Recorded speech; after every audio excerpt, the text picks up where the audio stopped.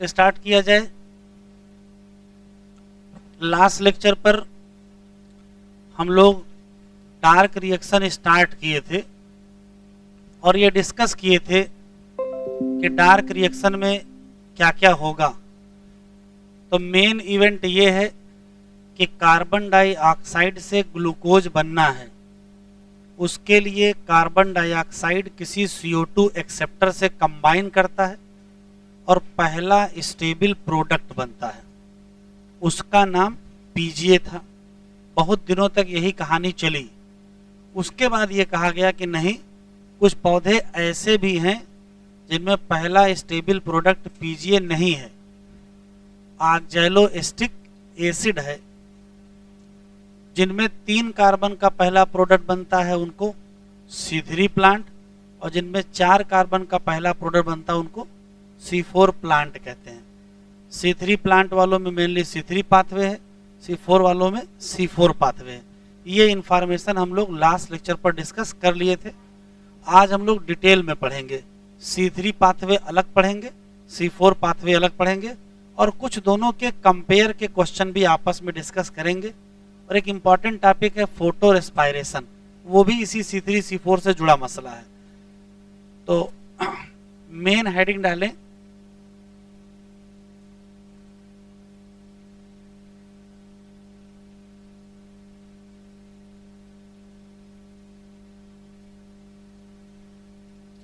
यहां से हम लोग पढ़ना शुरू करेंगे, लेकिन आप हेडिंग ये डालिए, केल्विन साइकिल। तो हेडिंग डालिए केल्विन साइकिल, या C3 साइकिल भी इसी को कहते हैं।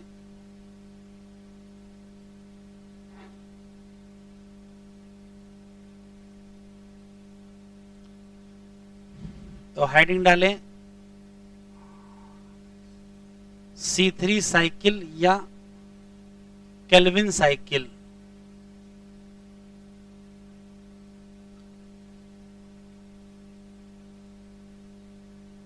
C3 साइकिल या केल्विन साइकिल से जुड़े पहले रटने वाले सवाल अभी सुन लीजिए, फिर लिख लीजिएगा। पहला सवाल है कि C3 साइकिल या केल्विन साइकिल को किसने एक्सप्लेन किया?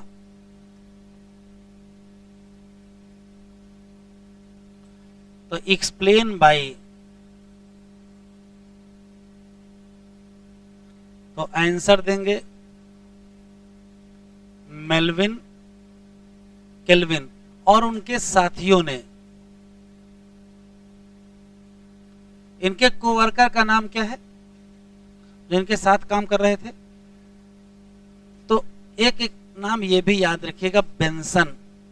केल्विन ने बेंसन के साथ भी काम किया है, और बासम तो वहां दिया ही है, ये भी है।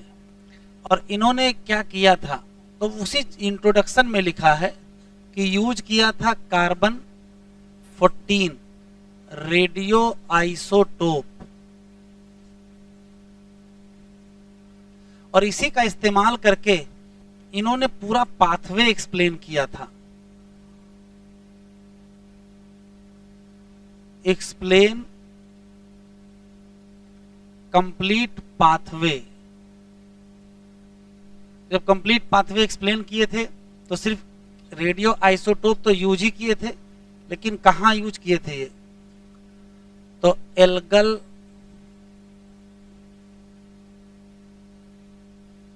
फोटो सिंथेसिस किस एल्गी में?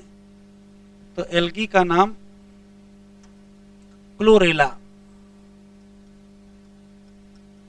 अगर ये ना मिले तो ये भी लगा सकते हो सिंडेस्मस। तो क्लोरेला अभी लिखो नहीं, सुन लो। क्लोरेला और सिंडेस्मस एल्गी पर इन्होंने उसकी फोटोसिंथेसिस की स्टडी की। कार्बन 14, और कार्बन 14 का यूज कहां किए थे? तो लेबलिंग किया था। किसका? CO2 का। तो CO2 में जो कार्बन है उसमें से कार्बन 14 ले लिया था और उसी का इस्तेमाल करके पूरा पाथवे समझाए थे। ठीक है, तो इन्होंने ही बताया था कि पहला फर्स्ट स्टेबल प्रोडक्ट 3 कार्बन का है, उसका नाम क्या था? फास्फो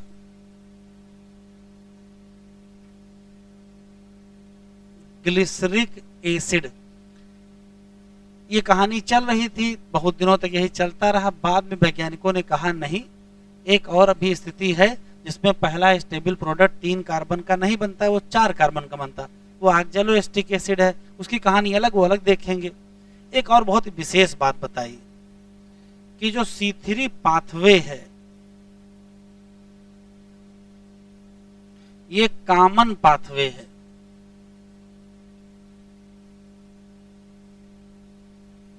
किसके लिए? For all photo synthetic plant. जब यहां आल कह दिया है, इसका क्या मतलब है? चाहे वो C3 प्लांट हो और चाहे वो C4 प्लांट हो, इससे फर्क नहीं पड़ता है कि वो C3 प्लांट है या C4 प्लांट है। फोटोसिंथेटिक प्लांट में मेन, कॉमन कहो या मेन भी कह सकते हैं, main pathway specially for glucose.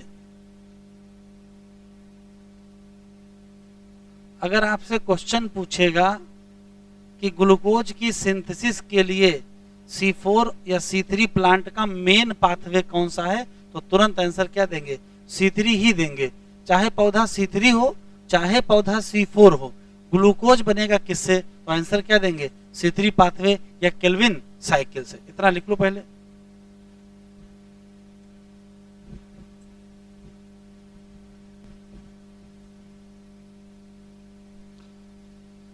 पहला सवाल ये है कि जो C3 साइकिल है उसमें कितने स्टेप हैं?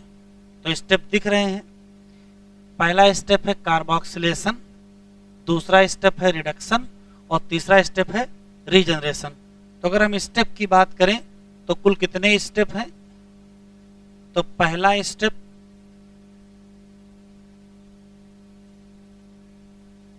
अभी लिखे नहीं, कार्बोक्सिलेशन, दूसरा स्टेप रिडक्शन और तीसरा स्टेप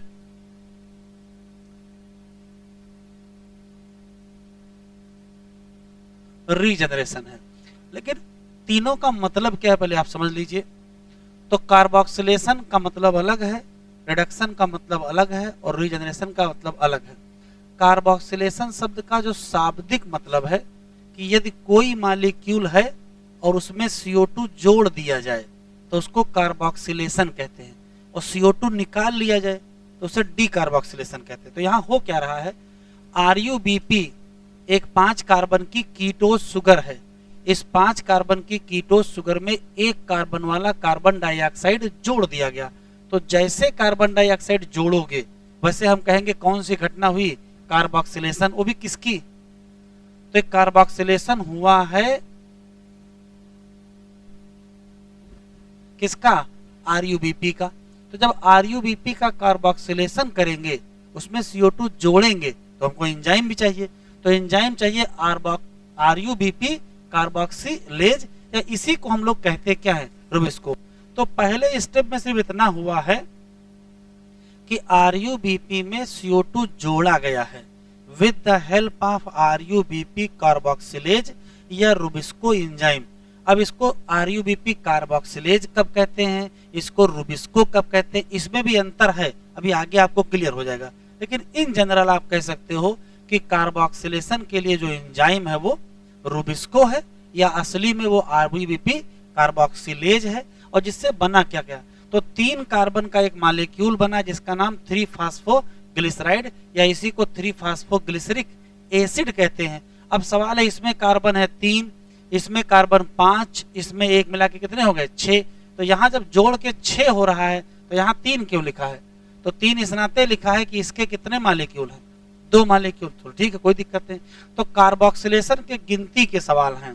ये वो स्टेप है जिसमें CO2 का फिक्सेशन होता है या CO2 एसिमिलेशन होता है या CO2 यूज होती है। किसमें? कार्बोक्सिलेशन ऑफ RUBP में with help of enzyme RUBP carboxylase. बात खत्म। रिजल्ट क्या है? तो कहोगे 2 मॉलिक्यूल बनेंगे 3 कार्बन वाले जिसका नाम 3-फॉस्फो ग्लिसराइड या 3-फास्फोग्लिसरिक एसिड कहते हैं। यहां तक बिल्कुल क्लियर। इसके बाद स्टेप आएगा रिडक्शन।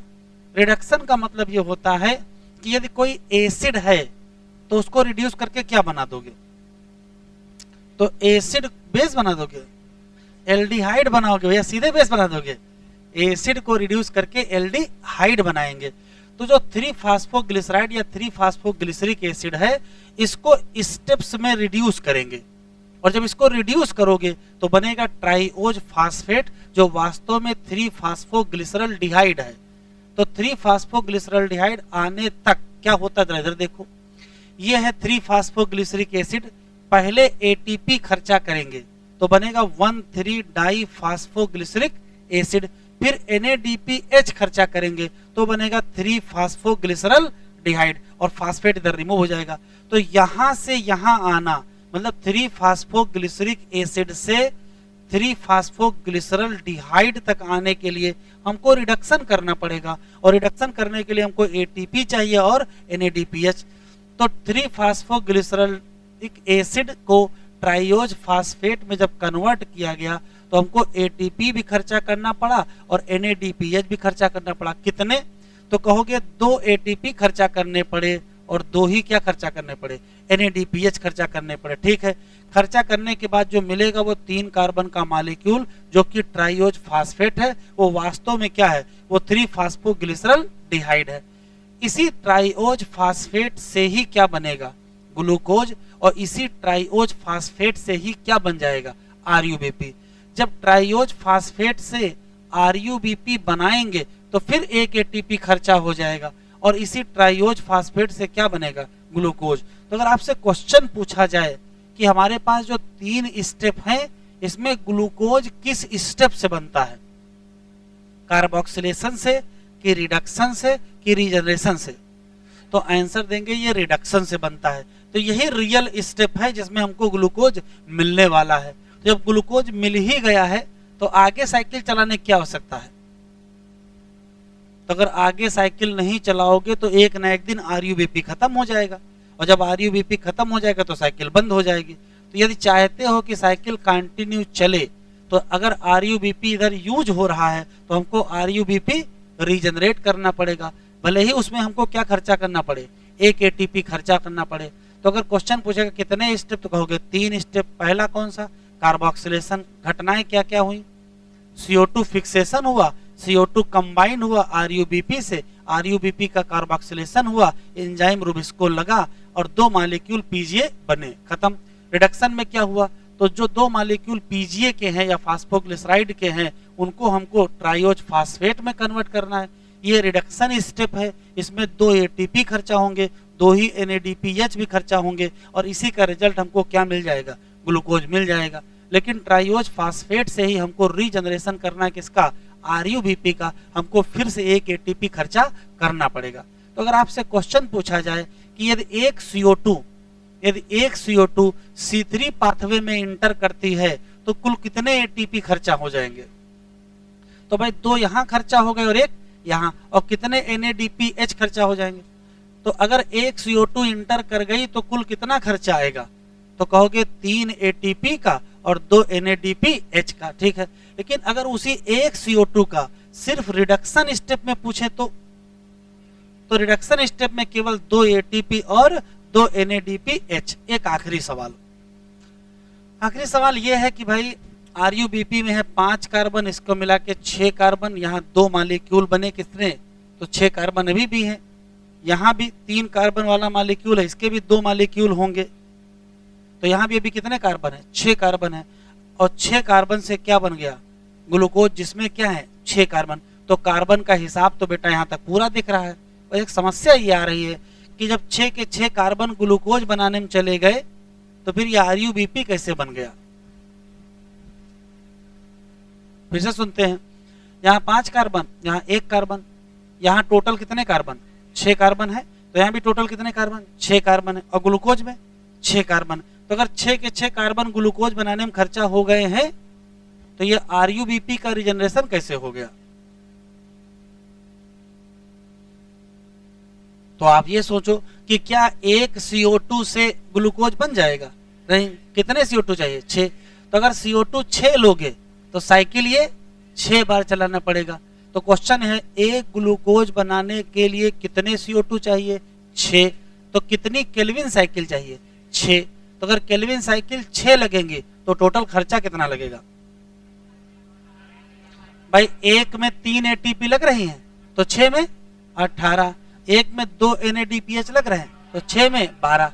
तो अगर क्वेश्चन पूछेगा कि एक मॉलिक्यूल ग्लूकोज बनाने में कुल कितना खर्चा आएगा तो कहोगे 6 CO2 चाहिए, 6 ही केल्विन साइकिल चाहिए, 18 ATP चाहिए और 12 NADPH चाहिए। और देखो भाई अगर ये 6 मॉलिक्यूल लोगे तो ये भी 6 मॉलिक्यूल लोगे तो यहाँ कुल कितने हो जाएंगे? 12। यहाँ भी कुल कितने हो जाएंगे? 12। कार्बन कितने होंगे? एक मॉलिक्यूल में 3 कार्बन हैं तो 12 मॉलिक्यूल में कितने कार्बन होंगे? 36 कार्बन होंगे। 36 कार्बन में से 6 कार्बन चले जाएंगे क्या बनाने में? बचे कितने? 30। वही 30 कार्बन यूज करके क्या बना लेंगे? RuBP बना लेंगे। नहीं समझ आई बात? इसके लेंगे 6 मॉलिक्यूल, इसके लेंगे 6 मॉलिक्यूल तो इसके बनेंगे 12, तो इसके बनेंगे 12। एक में कितने हैं? 3, तो 12 में कितने? 36। इसका मतलब यहाँ कितने कार्बन हैं? 36 कार्बन है। और 36 कार्बन में से 6 कार्बन क्या बनाने में खर्चा हो गया? तो बचे कितने? 30। अब आपके पास 30 कार्बन है और आपको RuBP बनाना है तो कितने बनेंगे? भाई एक में 5 कार्बन लग रहे हैं तो 6 RuBP रीजनरेट हो जाएंगे। अब हिसाब बिल्कुल क्लियर। 30 कार्बन बचे थे, उसी 30 कार्बन से क्या बन जाएगा? तो 6 कार्बन उधर चले गए, बचे कितने? 30। वो उससे क्या बन गया? RuBP। और RuBP के कितने मॉलिक्यूल बनेंगे? 6 मॉलिक्यूल बनेंगे। अब साइकिल क्लियर हो गई। तो जो कंक्लूसिव बातें हमको याद रखनी है वो सुन लेते हैं, फिर सारी लिख लेते हैं। पहला सवाल है कि 3 स्टेप होते हैं, उसमें कोई दिक्कत नहीं है। पहला है कार्बोक्सिलेशन, इसमें 4 घटनाएं हैं। CO2 आएगी, CO2 फिक्स होगी, CO2 कंबाइन होगी, कार्बोक्सिलेशन होगा, RuBP का। 2 मॉलिक्यूल किसके बनेंगे? PGA के। बात खत्म। फिर जो 2 मॉलिक्यूल PGA या फास्फोग्लिसराइड के बने हैं उसका रिडक्शन करेंगे। जब रिडक्शन करेंगे तो रिडक्शन स्टेप में 2 ATP लग जाएंगे, 2 NADPH लग जाएंगे और मिलेगा ट्राइओज फास्फेट, उसी से ग्लूकोज मिल जाएगा। लेकिन हमको रीजनरेशन भी करना है तो रीजनरेशन में 1 ATP और खर्चा करेंगे, RuBP को रीजनरेट कर लेंगे। यहाँ तक बिल्कुल क्लियर है।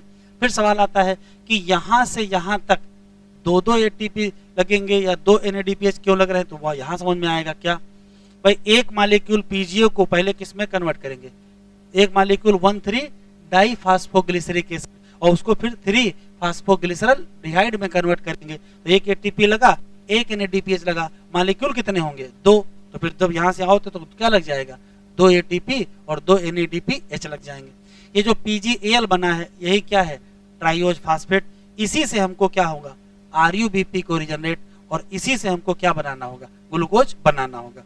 फिर एक सवाल है, एक CO2 मॉलिक्यूल अगर C3 साइकिल में इंटर करती है तो कुल कितने ATP कितने NADPH? तो कहोगे 3 ATP और 2। लेकिन अगर रिडक्शन में पूछेगा तो 2 ATP और 2 NADPH। अगर एक ग्लूकोज मॉलिक्यूल बनाना है तो कितने केल्विन साइकिल? तो 6 केल्विन साइकिल। तो कितनी CO2? 6 CO2। तो कितने ATP? 18 ATP। और कितने NADPH? 12। लिखो। कुछ बढ़ाया? ये बढ़ाया, बढ़ा लो।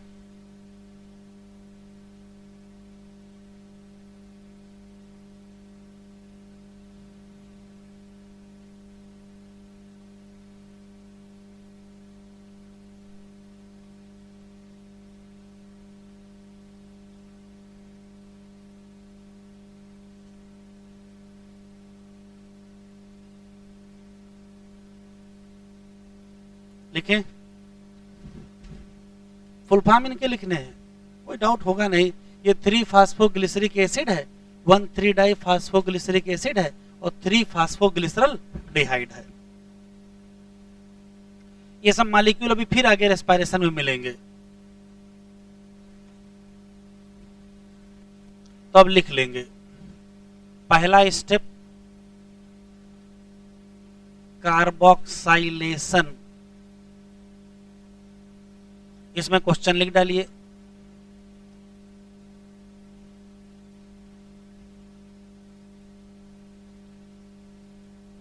CO2 फिक्सेशन होगा इसी में, हमारे साथ ही लिखते चले। CO2 कंबाइन विद RuBp, जो कि है क्या, 5 कार्बन का, इसी को कहेंगे कार्बोक्साइलेशन ऑफ RuBp। किसकी मदद से, विद हेल्प ऑफ एंजाइम, और एंजाइम का नाम है RuBp कार्बोक्सिलेज। ये जो RuBp कार्बोक्सिलेज है, इसका एक नाम रुबिस्को भी है। अब रुबिस्को क्यों है, इसमें जो C है और ये O है, ये अलग है। C का मतलब है कार्बोक्सिलेज और O का मतलब है ऑक्सीजनेज। तो ये कभी O2 से बाइंड करता है, कभी CO2 से बाइंड करता है। जब ये CO2 से बाइंड करेगा तो इसके नाम में क्या लगाओगे, कार्बोक्सिलेज, और जब ये O2 से बाइंड करेगा तो इसी के नाम में क्या लगा दोगे, ऑक्सीजनेज। तो पूरा नाम क्या पड़ा, रुबिस्को पड़ गया। रिजल्ट क्या होगा, फॉर्मेशन होगा किसका, 2 मॉलिक्यूल, किसके, 3 कार्बन कंटेनिंग, कौन सा, उसका नाम है 3 फास्फो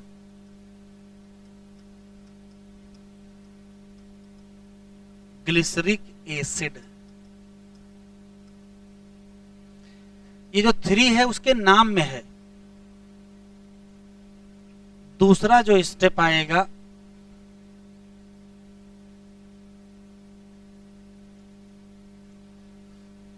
दूसरा जो स्टेप है वो है रिडक्शन। इसमें क्या होगा,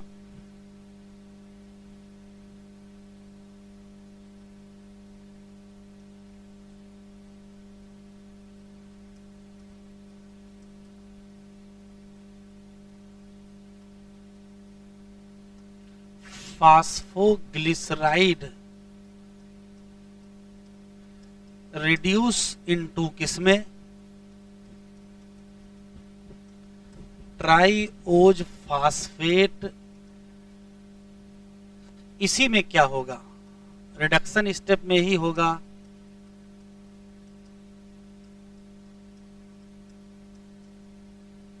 प्रोडक्शन ऑफ ग्लूकोज, इसी में यूज होंगे क्या, ATP और क्या, NADPH, ईच CO2।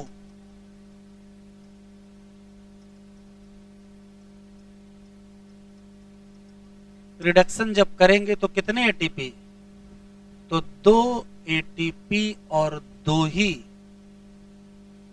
NADPH।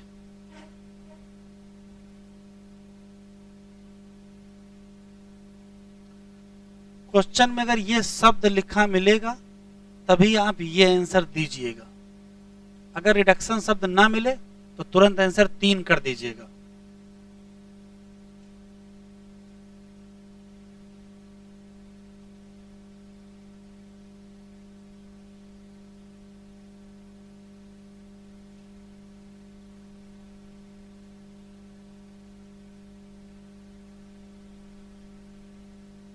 आगे बढ़ें।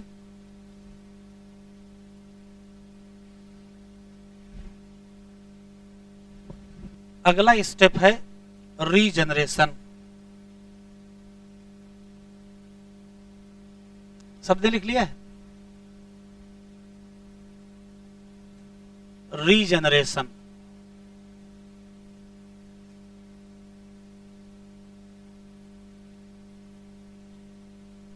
हमारे साथी लिखते चले, क्या करेंगे,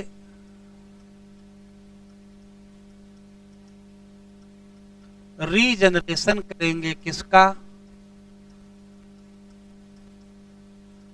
आरयूबीपी मॉलिक्यूल का। क्यों करेंगे, टू कंटिन्यू साइकिल। अगर चाहते हो कि साइकिल लगातार चले तो रीजनरेशन करना पड़ेगा। कहां से करेंगे, फ्रॉम ट्राइओज फास्फेट।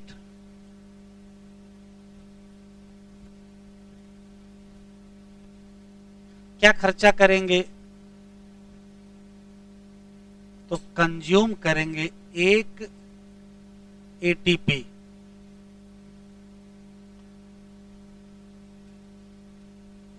अब स्पेशल बातें, for 1 CO2 inter in C3 pathway. अगर एक CO2 C3 पाथवे में इंटर करता है तो कुल खर्चा कितना है, तो कहोगे 3 ATP का और 2 NADPH का। ठीक है, फिर सवाल है, फॉर 1 ग्लूकोज फॉर्मेशन क्या चाहिए, तो कहोगे 6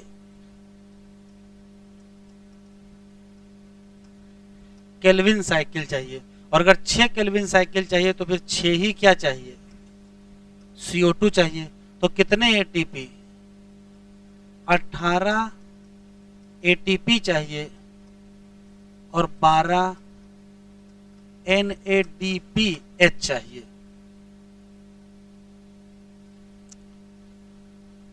तो कह रहे जो 18 ATP खर्चा हो रही लाओगे कहां से, भाई जब यहां 12 है तो यहां भी 12 होना चाहिए था, 6 का अंतर है। तो ये जो 18 ATP खर्चा करने जा रहे हो ये हमको मिलती कहां से है, ये बता दो बस।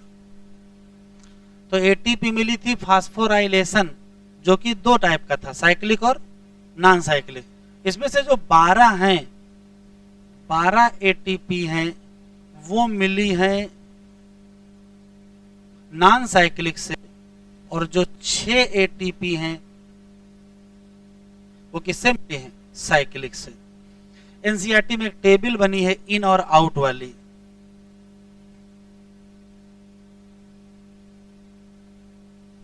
जैसे इन करेंगे 6 के 6 CO2 तो आउट मिलेगा क्या,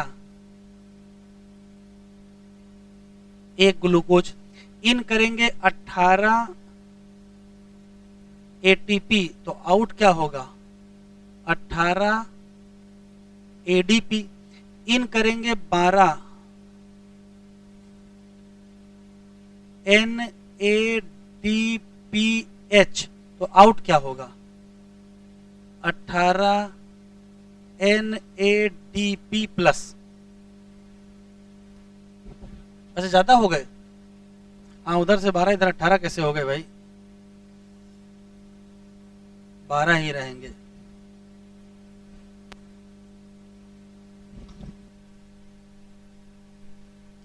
एनसीईआरटी ओपन करें और हाईलाइट कर लें कुछ पॉइंट्स। हेडिंग तो यहां से पढ़ना शुरू किया, लेकिन हम लोग एनसीईआरटी इस जगह से अंडरलाइन कर लेंगे, यहां तक कर लिया था।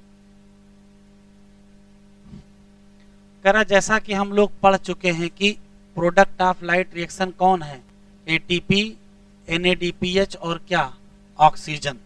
इसमें से जो ऑक्सीजन है वो तो डिफ्यूज आउट हो जाएगी, जबकि जो ATP और NADPH हैं वो इस्तेमाल होंगे कहाँ, in the process leading to the synthesis of food, या हम शुगर कह सकते हैं। इसको कहेंगे क्या, बायोसिंथेटिक फेज ऑफ फोटोसिंथेसिस। ये पहले से ही पता, दिस प्रोसेस या मतलब डार्क रिएक्शन लिखा है not directly depend on presence of light, लेकिन डिपेंड है किस पर, प्रोडक्ट ऑफ लाइट रिएक्शन। ये सब पुरानी बातें वही रिपीट हो रही हैं, ATP और NADPH। डार्क रिएक्शन में क्या क्या यूज होगा, ATP यूज होगा, NADPH यूज होगा, CO2 यूज होगा और water. Wonder how this could be verified, तो सिंपली कह रहा जैसे ही लाइट खत्म हो जाएगी, आफ्टर लाइट बिकम अनअवेलेबल, तो बायोसिंथेटिक प्रोसेस थोड़ी देर तो चलेगी, क्यों, कुछ एटीपी एनएडीपीएच होंगे, जब तक वो होंगे तब तक चलेगी, फिर एक दिन एटीपी एनएडीपीएच खत्म हो जाएंगे और डार्क रिएक्शन बंद हो जाएगी, दोबारा लाइट दे दीजिए, फिर से एटीपी बनने लगेंगे, फिर से डार्क रिएक्शन स्टार्ट हो जाएगी, for some time then stop. अगर लाइट को हम दोबारा दे देंगे तो फिर से सिंथेसिस क्या हो जाएगी, स्टार्ट हो जाएगी। कैन वी हेंस से कोई मतलब नहीं है। Let us see how ATP and NADPH use in biosynthetic phase. अगर आप पहले ही पढ़ चुके हैं कि CO2 कंबाइंड करेगा, CO2 कंबाइंड करेगा किससे, वाटर, और बनाएगा ग्लूकोज, या इसको हम शुगर भी कहेंगे। It was of interest scientist to find out how this reaction proceed, rather what is the first product found, पहला प्रोडक्ट कौन सा होगा जब CO2 रिएक्शन में आएगी, या CO2 क्या होगी, फिक्स्ड होगी। अब यहां से नई कहानी शुरू हो गई है, कह रहा जस्ट आफ्टर वर्ल्ड वार 2, जब दुनिया डरी हुई थी किससे, रेडियो एक्टिविटी से, तो बहुत सारे प्रयास किए गए कि रेडियो आइसोटोप का क्या हो सकता है, बेनिफिशियल यूज भी हो सकता है। काम किसने किया, मेल्विन केल्विन ने किया, और इन्होंने बताया क्या, तो रेडियो एक्टिव आइसोटोप कौन सा यूज किए थे, कार्बन 14, कहाँ यूज किए थे, एल्गी की फोटोसिंथेसिस में, और इन्होंने ही डिस्कवरी किया था क्या, पहला CO2 फिक्सेशन प्रोडक्ट कौन सा था, 3 कार्बन का ऑर्गेनिक एसिड था। He also contribute to working out, इन्होंने पूरी तरीके से कंप्लीट पाथवे भी लोगों को समझाया, और उस पाथवे का नाम क्या रखा गया, केल्विन साइकिल, उनके काम के नाते आफ्टर हिम। पहला प्रोडक्ट जो आइडेंटिफाई किया गया था वो 3-फॉस्फोग्लिसरिक एसिड था, 60 में उसको क्या कहते हैं, PGA कहते हैं। कह रहा हाउ मेनी कार्बन होंगे, तो कार्बन तो पहले से ही पता है, कितने कार्बन, 3 कार्बन, लास्ट लेक्चर में सुनाए थे, बस केवल यहाँ हाईलाइट कर रहे हैं, कुछ आज भी बताए हैं। साइंटिस्ट हमेशा प्रयास करते रहे कि क्या सभी प्लांट में PGA बनता है एज ए फर्स्ट प्रोडक्ट, या कोई और प्रोडक्ट बनता है। एक्सपेरिमेंट चलते रहे, बहुत सारे एक्सपेरिमेंट होते रहे, तब बाद में पता चला कि हाँ ऐसा है, first stable product of CO2 fixation एक ऑर्गेनिक एसिड तो है, लेकिन इसमें कार्बन कितने हैं, 4, उसका नाम क्या है, ऑक्जेलोएस्टिक एसिड। तो यहीं से फिर कहानी शुरू हो गई, कहा कि जो CO2 एसिमिलेशन है किस में, फोटोसिंथेसिस में, वो कितने टाइप का है, वो 2 टाइप का है। पहला टाइप ऐसे पौधे जिसमें पहला प्रोडक्ट क्या हो, C3 एसिड हो, जैसे PGA हो, उसका नाम क्या रखोगे, और ऐसे पौधे जिनमें पहला प्रोडक्ट क्या हो, C4 हो, जैसे ऑक्जेलोएस्टिक एसिड, तो क्या रखना पड़ेगा, C4। These two group of plant shows other, बहुत सारे कैरेक्टर हैं, बाद में देखेंगे। प्राइमरी CO2 एक्सेप्टर बताओ कौन सा, it was asked by the scientist were struggling to understand the dark reaction how many carbon item in a molecule which after accepting क्या बनाता था, PGA। कह रहे हैं कि वो मॉलिक्यूल जिससे CO2 जुड़ के PGA बनता है, उस मॉलिक्यूल में कितने कार्बन होंगे, ये ढूंढना बड़ा मुश्किल था। तो study very unexpectedly shows that acceptor molecule में कितने कार्बन थे, ये 5 कार्बन का कौन सा शुगर था, कीटोस शुगर था, उसका पूरा नाम रिबुलोज बिसफॉस्फेट, या शॉर्ट फॉर्म में RUBP कहते हैं। Did you think of this possibility, क्या कोई और पॉसिबिलिटी है, कह रहा परेशान ना हो, साइंटिस्ट ने बताया है कि बहुत लंबे समय तक एक्सपेरिमेंट करते रहे, बाद में इस पर पहुंचे कि लोग मान क्या रहे थे, ये मान रहे थे कि फर्स्ट प्रोडक्ट में कितने हैं, 3 एसिड हैं, तो प्राइमरी एक्सेप्टर में कितने होने चाहिए। भाई ये तो किसी से भी आप पूछोगे, भाई प्रोडक्ट में 3 है, CO2 में 1 है, तो एक्सेप्टर में कितने होने चाहिए, 2 होने चाहिए। लेकिन बहुत ज्यादा समय खर्चा करने के बाद पता चला कि 2 नहीं है, वास्तव में कितने हैं, 5। इतनी सारी कहानी लिखने से अच्छा है तो हमने आपको जो बताया है वो याद रखिएगा, 3-3 लाइनें, कि C3 पौधे में 3 क्वेश्चन, एक्सेप्टर कौन है, कार्बन कितने हैं, प्रोडक्ट कौन है, कार्बन कितने हैं, और एंजाइम कौन है। और C4 में भी वही 3 क्वेश्चन, एक्सेप्टर कौन है, कार्बन कितने, प्रोडक्ट कौन है, कार्बन कितने, और एंजाइम कौन सा। यहां से आज हम लोगों ने फिर पढ़ा है। केल्विन और उनके जो साथी काम कर रहे थे उन्होंने ही पूरा पाथवे बताया और कहा यह साइक्लिक मैनर में चलता है क्योंकि इसमें RUBP क्या हो जाती है, रीजनरेट। कह रहा कैसे होता, लाओ देखते हैं। तो देखा जाए, अंडरस्टैंड वेरी क्लियरली दैट, यहां से बेटा हाईलाइट कर लो, बहुत इंपॉर्टेंट है। केल्विन पाथवे अकर इन, क्या लिखा है, ऑल फोटोसिंथेटिक प्लांट। इससे मतलब ही नहीं है कि वो पौधा कौन सा है, C3, या पौधा कौन सा है, C4। For ease of understanding, आसानी के लिए इसको 3 पार्ट में बांट दिया गया। पहला पार्ट कार्बोक्सिलेशन। कार्बोक्सिलेशन का मतलब ही क्या है, फिक्सेशन ऑफ CO2, और बनाना क्या है, स्टेबल ऑर्गेनिक इंटरमीडिएट, नाम PGA है। कार्बोक्सिलेशन बहुत क्रूशियल स्टेप है केल्विन साइकिल का, जिसमें CO2 का इस्तेमाल करते हैं किसके लिए, carboxylation of RUBP। This reaction catalysed bye enzyme कौन सा, RUBP कार्बोक्सिलेज, और फाइनली बनेंगे 2 मॉलिक्यूल किसके, PGA। कह रहा जो ये एंजाइम है इसकी एक और आदत है, क्या, ऑक्सीजनेशन एक्टिविटी में भी ये इन्वॉल्व है। इसी नाते इसका पूरा नाम क्या पड़ेगा, इसका पूरा नाम RUBP कार्बोक्सिलेज ऑक्सीजनेज, या शॉर्ट फॉर्म में क्या कहते हो, रुबिस्को। तो यहां बताओ ये पूरा एंजाइम यूज हुआ है कि सिर्फ इतना यूज हुआ है, RUBP कार्बोक्सिलेज तो यूज हुआ है, क्या नहीं यूज हुआ है, ऑक्सीजनेज अभी यूज नहीं हुआ है, आगे यूज होगा देखेंगे। ये साइकिल है, एटमॉस्फेयर से CO2 आई, वाटर से जुड़ी, इधर रिबुलोज, ये RUBP है।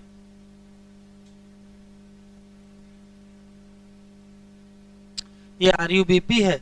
कार्बोक्सिलेशन पहला स्टेप हुआ, 3-फास्फोग्लिसरेट या 3 PGA बन गया।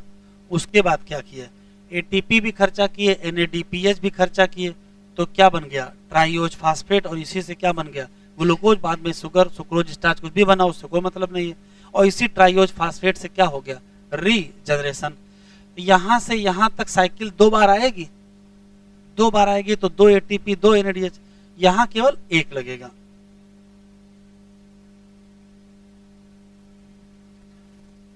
रिडक्शन क्या है, लिखा है सीरीज ऑफ रिएक्शन, जबकि एनसीईआरटी में डायग्राम देखो, तो डायग्राम देखें तो रिडक्शन सिंगल स्टेप में कराए हैं, रिडक्शन सिंगल स्टेप में लिखा है। और यहां क्या लिखा है, यहां लिखा है सीरीज, क्यों, क्योंकि ये सिंगल स्टेप में होता ही नहीं है, यहां 2 स्टेप है। पहला 3-फास्फोग्लिसरिक एसिड को 1,3-डाईफास्फोग्लिसरिक एसिड में कन्वर्ट करेंगे, फिर उसी को 3-फास्फोग्लिसरल डिहाइड में कन्वर्ट करेंगे।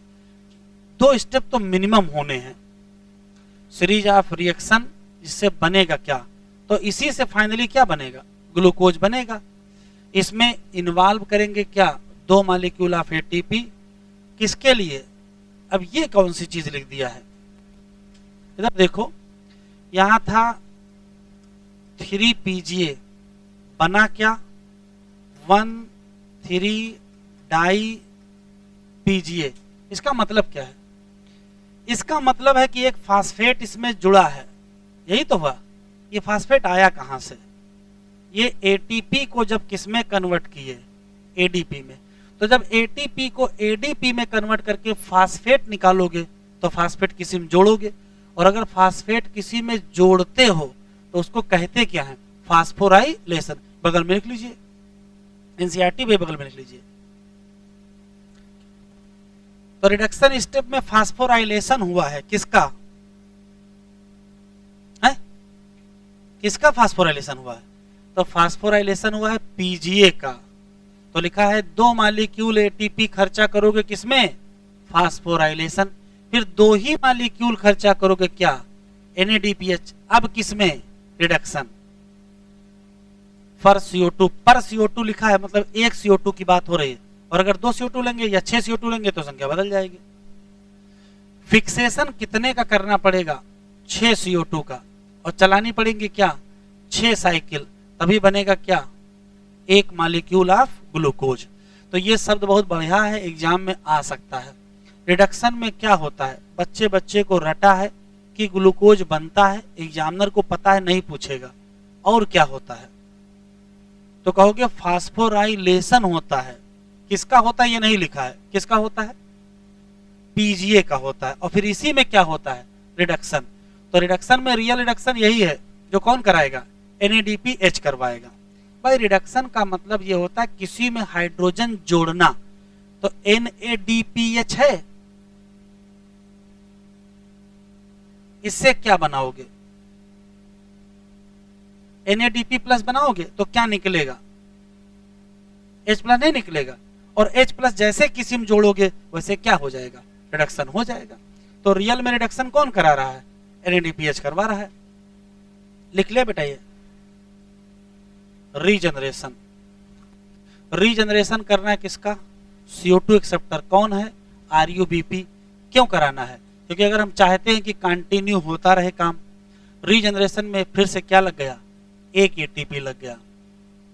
तो फाइनली अब ये शब्द अगर आपको एग्जाम में मिल जाए, ये entering Calvin cycle, every CO2 molecule अगर यहां इंटर करेगा तो क्या खर्चा होगा? 3 क्या ATP, 2 क्या NADPH। अब यहां डिफरेंस दिख रहा है, डिफरेंस क्या है? जो डिफरेंस दिख रहा है ATP और NADPH के नंबर में, उसको कैसे पूरा करोगे?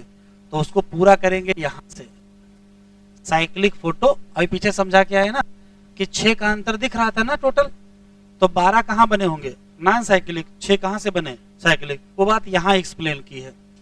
अगर एक मॉलिक्यूल क्या बनाना है? ग्लूकोज, तो कितनी साइकिल चलाओगे? 6 साइकिल चलाओगे। तो क्या कितने ATP और NADPH खर्चा करोगे? तो 18 ATP और 12 NADPH। ये इन दिया है, आउट दिया है। 6 लिया CO2, 1 मिला ग्लूकोज। 18 लिया ATP, 18 ADP, 12 NADPH, 12 NADP। Heading डाले C4 पाथवे।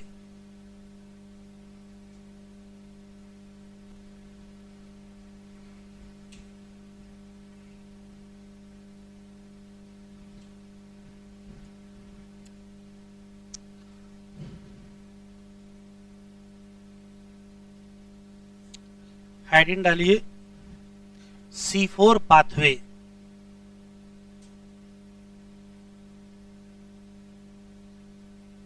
या इसी का दूसरा नाम हैच एंड स्लैक साइकिल।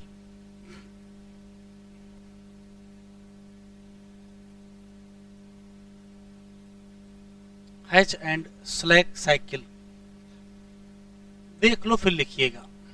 इधर देखिए, एक पौधा होता है C3 प्लांट, क्या पहचान है? तो C3 प्लांट की इतनी पहचान है कि इसमें पहला स्टेबल प्रोडक्ट क्या बनेगा? फर्स्ट स्टेबल प्रोडक्ट बनेगा C3 एसिड, और उसका नाम पीजीए होगा। और ऐसा काम जो करेंगे उसको कहेंगे C3 साइकिल। फिर दूसरा आ जाते हैं, होते हैं C4 प्लांट जिनका फर्स्ट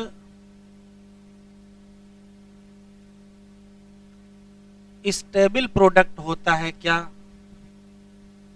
C4 एसिड, नाम क्या है? ऑक्जेलोएस्टिक एसिड, और इसे कहेंगे C4 साइकिल। तो किसी का नाम C4 साइकिल है, किसी का नाम C3 साइकिल है, किस आधार पर है? तो सिर्फ इस आधार पर है कि पहला प्रोडक्ट कौन सा है, C3 एसिड है कि C4 एसिड है। अब कमाल की बात सुने, अगर कोई पौधा C3 प्लांट है, उसको भी ग्लूकोज बनाना है और C4 प्लांट है उसको भी ग्लूकोज बनाना है, तो इसी जो C3 साइकिल चलेगी इससे ग्लूकोज बनेगा।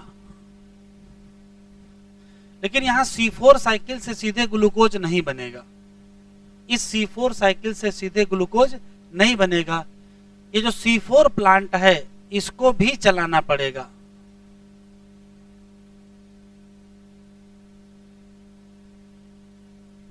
C3 साइकिल काहे के लिए? For glucose synthesis. तो अगर क्वेश्चन पूछा जाए कि C3 प्लांट में कौन सी साइकिल चलती है, तो कहोगे ओनली C3 साइकिल। लेकिन C4 प्लांट में कौन सी साइकिल चलती है, तो कहोगे both C4 cycle and C3 cycle. फिर दोनों क्यों चलाने पड़ रहा है मतलब? तो जो C4 साइकिल है इसका रियल काम है CO2 फिक्सेशन, और जो C3 साइकिल है उसका रियल काम है ग्लूकोज फॉर्मेशन। एक क्वेश्चन पूछा गया है कि पौधा चाहे C3 हो और पौधा चाहे C4 हो, main biosynthetic pathway for glucose formation कौन सा है? तो आंसर क्या देंगे? C3 cycle. C3 पाथवे यही क्या है? मेन बायोसिंथेटिक पाथवे किसके लिए? For glucose formation. एक क्वेश्चन और, C4 प्लांट होते कौन से हैं? कुछ एग्जाम्पल बता दीजिए। तो C4 प्लांट के 3 एग्जाम्पल याद रखेंगे जो एनसीईआरटी में लिखा है। मेज लिखा है, सारघम एक नहीं लिखा वो भी लिख लेंगे, सुगर केन। ये बताओ मोनोकाट पौधे होते हैं कि डाइकाट? आंसर पहले दे दे तो सोचते नहीं हो। ऐसा नहीं है, C4 प्लांट मोनोकाट भी होते हैं डाइकाट भी होते हैं। यहां जो एग्जाम्पल लिखे वो मोनोकाट के लिखे, इसमें कोई दिक्कत नहीं। इसका ये थोड़ी मतलब है कि सारे एग्जाम्पल हमने लिख दिए हैं, बहुत सारे 100-200 एग्जाम्पल है। तो जब सारे एग्जाम्पल पर आप नजर डालोगे तब पता चलेगा कि C4 प्लांट कौन से होते हैं। तो कहोगे दोनों टाइप के होते हैं, मोनोकाट एंड डाइकाट। इतना लिखो पहले।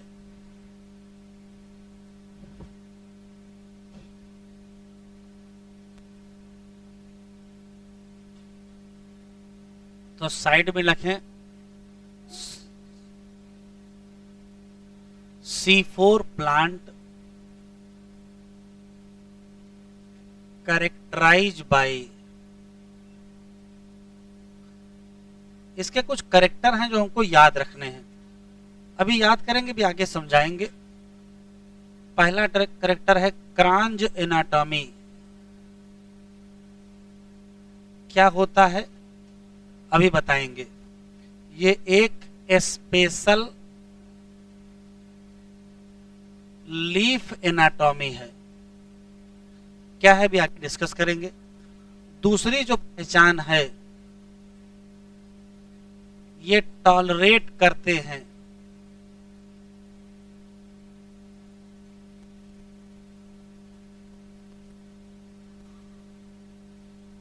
High temperature.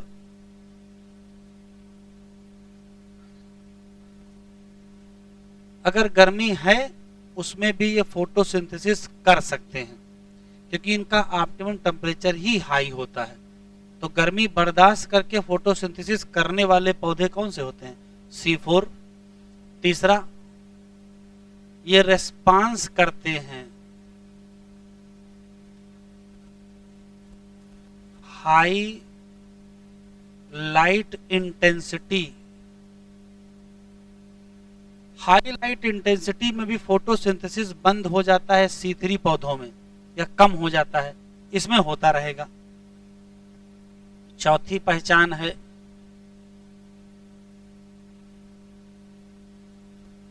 हाई रेट है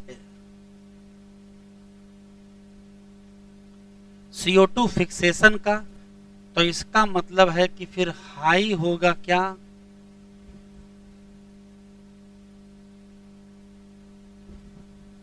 फोटोसिंथेसिस। और इसी नाते इन पौधों की खास बात है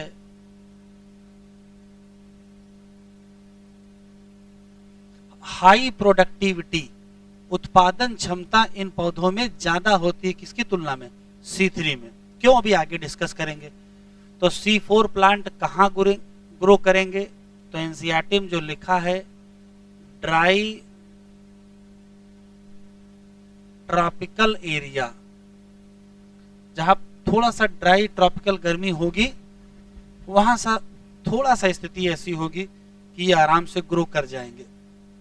अब सवाल ये है कि हमको रियल में ये पढ़ना, ये सब पॉइंट तो सिर्फ सुनना है बस। मेन चीज है क्रांच एनाटॉमी।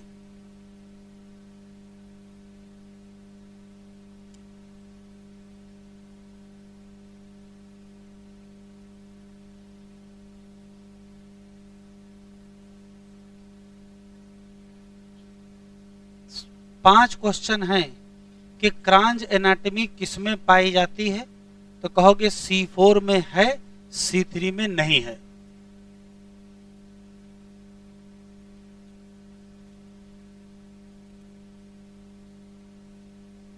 प्रेजेंट इन लिखते चलें, C4 plant and absent in C3 plant. अब सवाल ये कि है कौन सी चीज ये, लिखना बंद करें, इधर देखें। जैसे मान लेते हैं कि ये वैस्कुलर बंडल है, वैस्कुलर बंडल में एक तरफ फ्लोएम पाया जाता है और एक तरफ जाइलम। जैसे मान लेते हैं कि ये जाइलम है और ये फ्लोएम है, तो होता ये है कि वैस्कुलर बंडल के बाहर बाहर, वैस्कुलर बंडल के बाहर बाहर बड़ी बड़ी सेल का एक लेयर पाई जाती है, कई layer.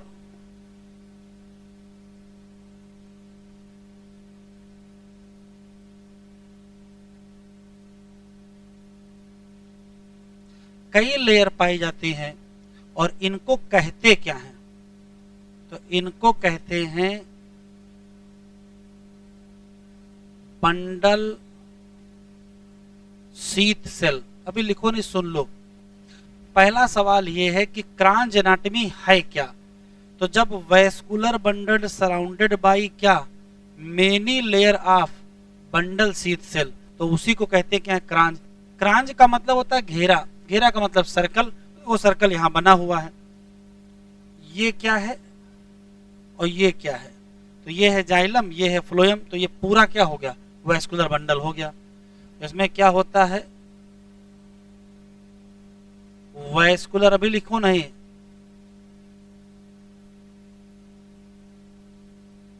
Surrounded by ring of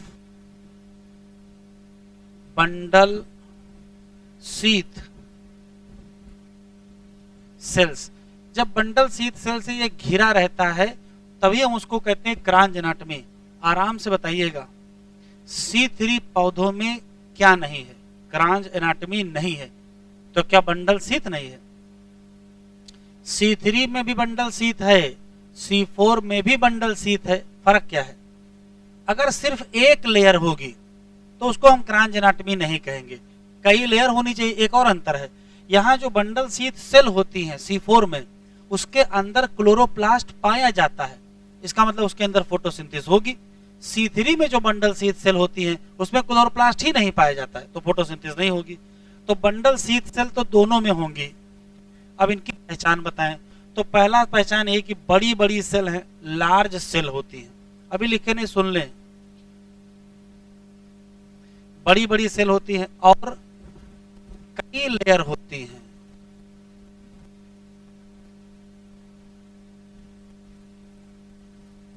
several layer होती हैं।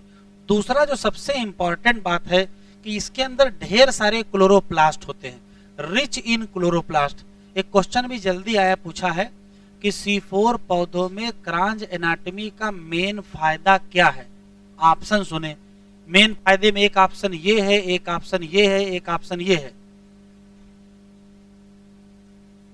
आराम से सुने, पहले लिख लेते हैं, पहले लिख लो फिर बताते हैं। चलो लिखो, कहां तक लिख डाले हो?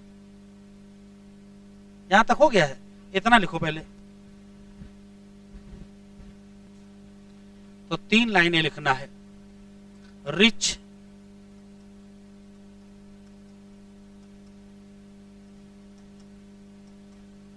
इन क्लोरोप्लास्ट या मोर क्लोरोप्लास्ट।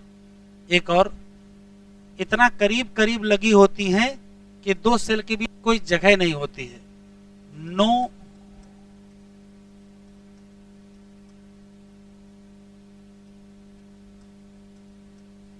Intercellular space. एक और खास बात, थिक वाल होती हैं।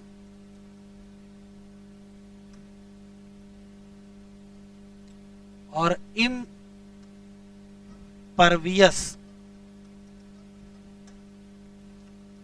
To gaseous exchange. वाल मोटी होती है और गैसियस एक्सचेंज उसमें नहीं होता है। ये बंडल शीथ सेल की पहचान है।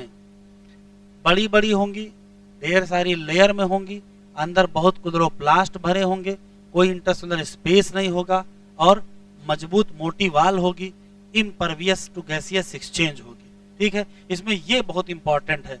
नंबर ऑफ क्लोरोप्लास्ट का ही सारा खेल है। क्रांज एनाटॉमी का मेन फायदा क्या, या बंडल शीथ का मेन फायदा क्या? तो क्लोरोप्लास्ट की संख्या ज्यादा तो प्रोडक्टिविटी क्या हो गई? ज्यादा। बढ़े आगे। अब हेडिंग डालेंगे स्टेप ऑफ C4 साइकिल।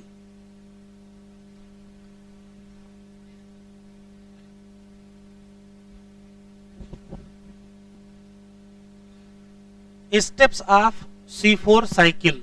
देखो क्या कॉन्सेप्ट है, देखिए जरा। अभी कुछ लिखेंगे नहीं, केवल सुनेंगे। अगर ध्यान से देखें तो C4 पौधों में 2 सेल फोटोसिंथेसिस में इन्वॉल्व हैं। एक सेल का नाम मीजोफिल सेल, एक का नाम बंडल शीथ सेल। जबकि C3 पौधों में केवल एक ही सेल फोटोसिंथेसिस में इन्वॉल्व है, जिसका नाम मीजोफिल सेल, और यहां 2 सेल। तो पहला सवाल तो यही बन गया, C3 प्लांट में फोटोसिंथेसिस में कौन सी सेल? एक, कौन सी? मीजोफिल। और C4 में 2, कौन सी? मीजोफिल और बंडल शीथ।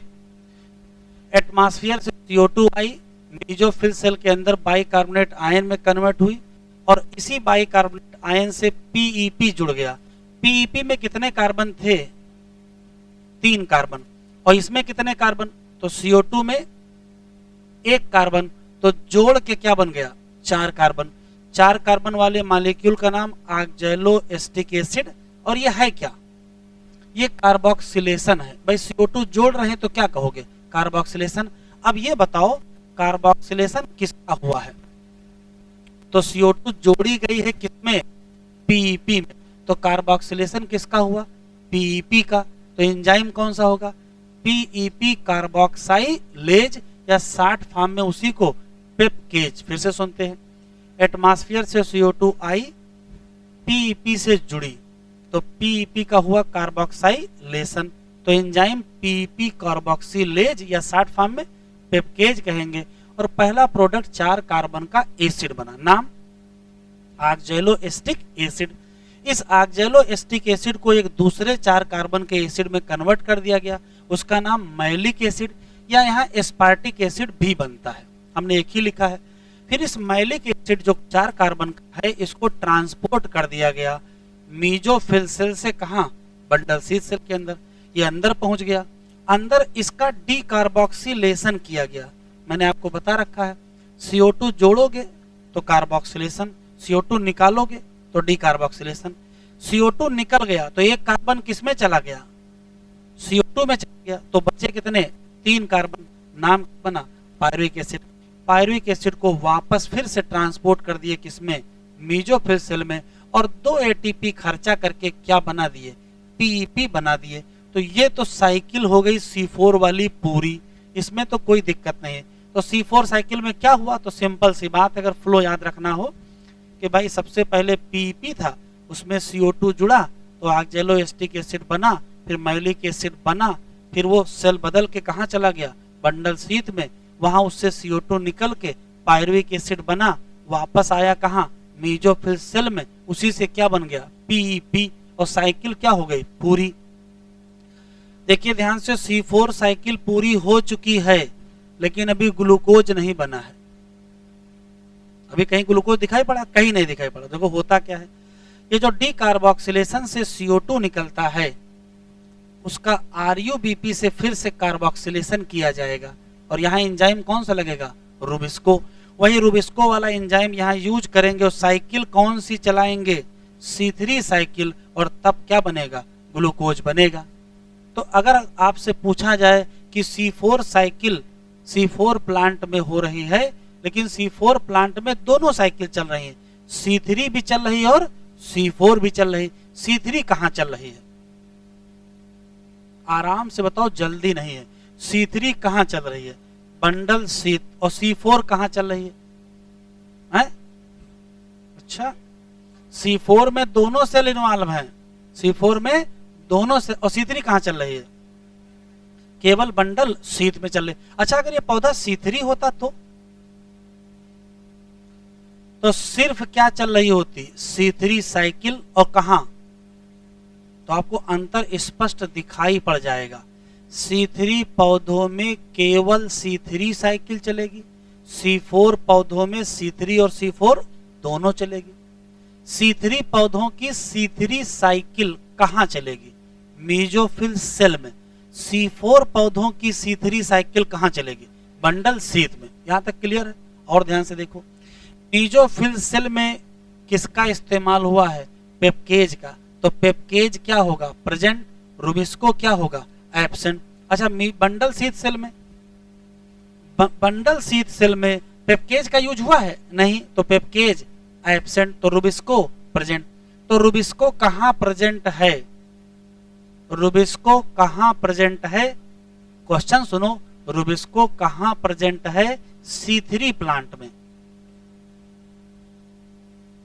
तो C3 प्लांट में C3 साइकिल मेसोफिल सेल में चलती है, तो रूबिस्को कहां होगा, मेसोफिल में। और C4 प्लांट में C3 कहां चलती है, बंडल शीथ, तो रूबिस्को कहां होगा, तो रूबिस्को कहां है, तो कहोगे पूछ किस में रहे हो, C3 में कि C4 में। C3 में कहां है और C4 में कहां है, बंडल शीथ से। सब ये क्वेश्चन घुमा फिरा करके आपसे पूछे जाएंगे, साइकिल आपसे कभी नहीं पूछेगा, सब इधर उधर के टेढ़े मेढ़े सवाल पूछेगा। एक क्वेश्चन और बताओ, यहां देखिए CO2 जुड़ी है, तो इसका घटना का नाम कार्बोक्सिलेशन। यहां भी CO2 तो इससे जुड़ी होगी, नहीं हुई होगी, हाँ या ना? अगर जुड़ी है तो यहां CO2 का फिर से क्या हुआ, कार्बोक्सिलेशन। तो C4 पौधों में कार्बोक्सिलेशन एक बार होता है कि दो बार, दो बार। तो पहली बार कहां होता है, तो पहली बार यहां होता है, इसी नाते इसे कहते हैं प्राइमरी कार्बोक्सिलेशन, और जो यहां होगा वो सेकेंडरी। तो बताओ कार्बोक्सिलेशन C4 पौधों में कितनी बार होता है, दो बार। पहली बार कहां, मेसोफिल, फिर कहां, बंडल से। जो पहली बार हुआ उसे कहेंगे प्राइमरी कार्बोक्सिलेशन, और जो दूसरी बार सेकेंडरी कार्बोक्सिलेशन। कार्बोक्सिलेशन को CO2 फिक्सेशन भी तो कहते हैं, इसका मतलब इसमें CO2 फिक्सेशन दो बार होता, पहली बार मेसोफिल सेल और दूसरी बार bundle sheath cell. Primary CO2 fixation कहां होता है, मेसोफिल। सेकेंडरी CO2 फिक्सेशन कहां होता है, बंडल शीथ सेल। अच्छा, C3 पौधों में CO2 फिक्सेशन कहां होता है, तो C3 में बंडल शीथ का कोई कॉन्सेप्ट ही नहीं, वहां सारे आंसर कहां दोगे, मेसोफिल सेल ही में देंगे। इतने सारे ही सवाल है। आखिरी क्वेश्चन, ये बताओ किसी C3 पौधे में एक ग्लूकोज बनाने के लिए कितने ATP और NADPH लगे थे? 18 ATP 12 NADPH। कोई दिक्कत तो नहीं है। यहां भी C3 चली है तो वो यहां भी तो खर्चा हुए होंगे। तो C4 पौधों में एक ग्लूकोज मॉलिक्यूल बनाने में कितने ATP और कितने NADPH खर्चा हुए होंगे?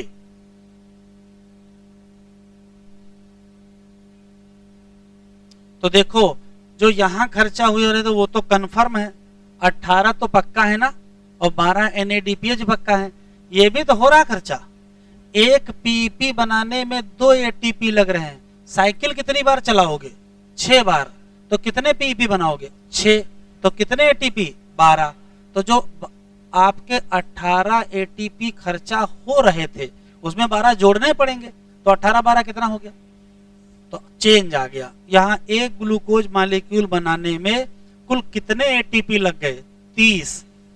30 में से 18 किस में लग गए?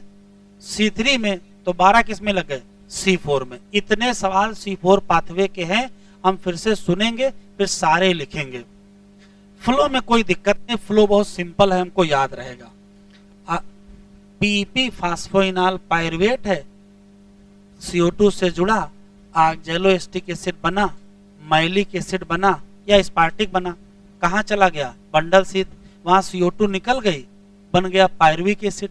पायरुविक एसिड वापस आया, उससे बन गया PEP। काम खत्म। जो अंदर CO2 निकला था उससे क्या हुआ? वो RUBP से जुड़ गया और क्या चला दिया? C3 cycle. क्या बन गया? ग्लूकोज। ये तो बिल्कुल साफ साफ दिख रहा है, इसमें कोई डाउट नहीं है। रीजनरेशन में यहाँ कितने ATP लग रहे हैं? 2। वहां कितने लग रहे थे? 1।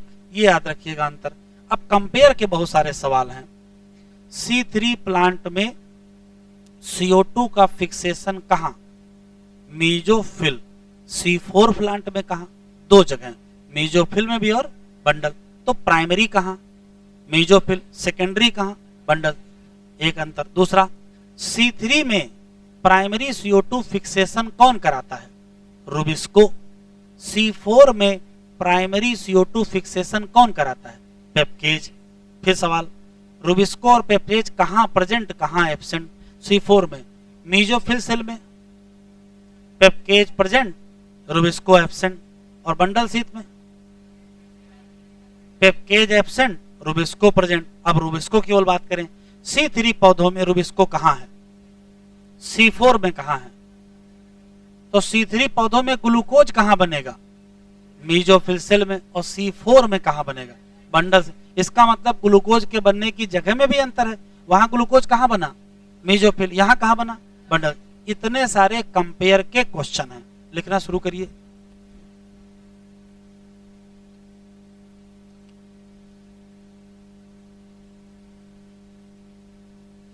इन C3 प्लांट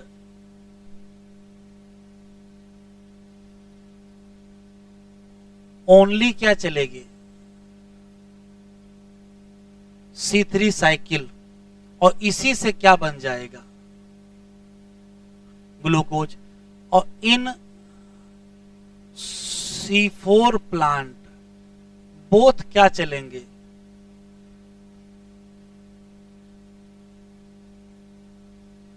C4 साइकिल। एक और अंतर, C3 साइकिल दोनों में चलेगी। लिखते चलें, C3 प्लांट में भी और C4 प्लांट में भी।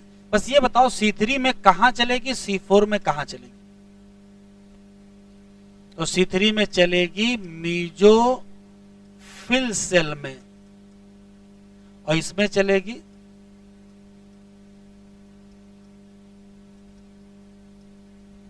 Bundle sheath cell. एनसीईआरटी में एक शब्द लिखा है आल, तो ये आल याद रखिएगा। आल मेसोफिल सेल में चलती है। ठीक। अच्छा, C3 साइकिल चलेगी तो एंजाइम कौन सा लगेगा?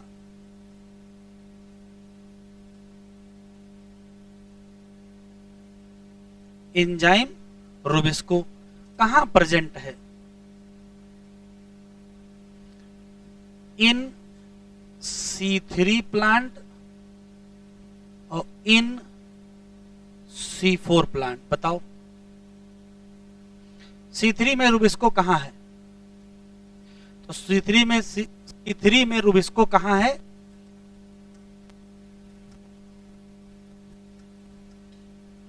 C4 में कहां?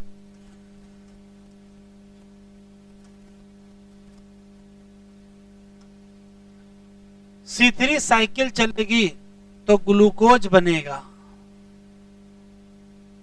नहीं होगी? तो ग्लूकोज की सिंथेसिस C3 में कहां होती है?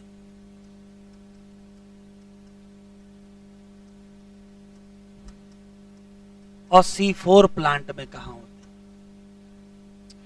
तो ग्लूकोज की सिंथेसिस C3 प्लांट में कहां? Mesophyll cell. और इसमें कहां?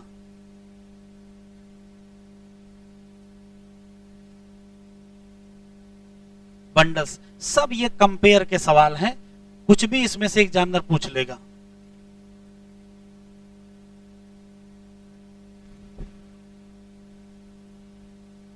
यहां तक हो गया सबका? तो आगे बढ़ो। CO2 फिक्सेशन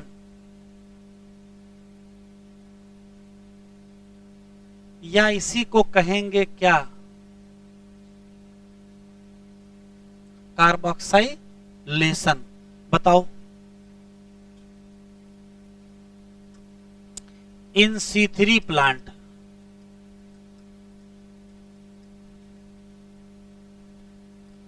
तो कहोगे ओनली एट मीजोफिल सेल, जबकि C4 प्लांट में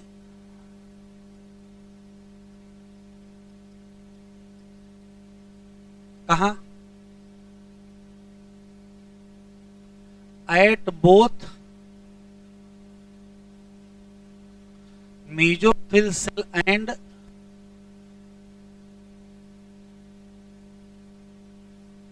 बंडल शीथ सेल। तो जो मीजोफिल सेल में होगा उसे क्या कहोगे? प्राइमरी CO2 फिक्सेशन, नहीं कहोगे? और जो यहां होगा उसे क्या कहोगे? Secondary CO2 fixation. Primary CO2 fixation का प्रोडक्ट क्या है? Oxaloacetic acid. और सेकेंडरी CO2 फिक्सेशन का प्रोडक्ट क्या है? PGA, नहीं है?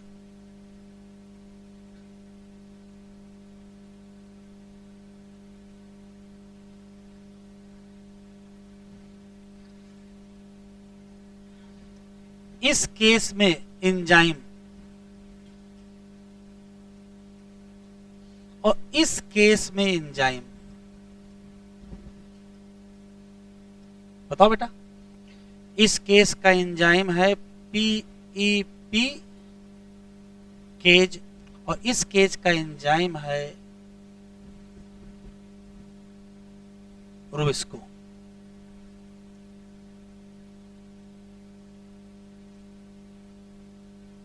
तो चाहे C3 हो चाहे C4 हो, ग्लूकोज किससे बनेगा?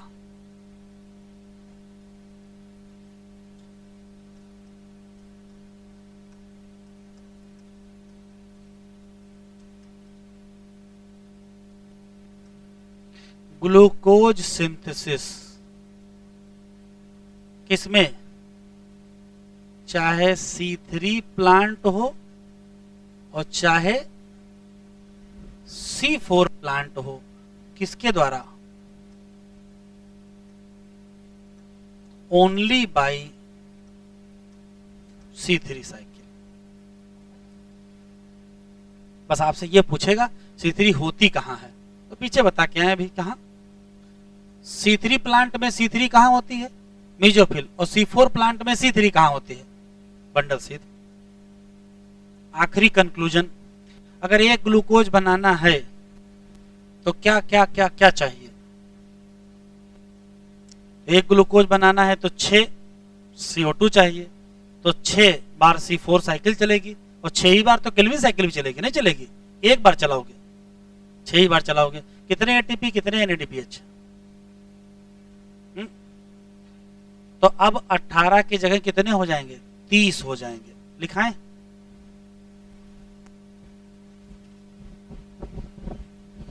जब आप प्रीवियस ईयर लगाओगे तब इस तरह के वो टेढ़े मेढ़े घुमा फिरा के सवाल पूछ रहा होगा, चाहे जितना घुमा ले उसको होना नहीं है।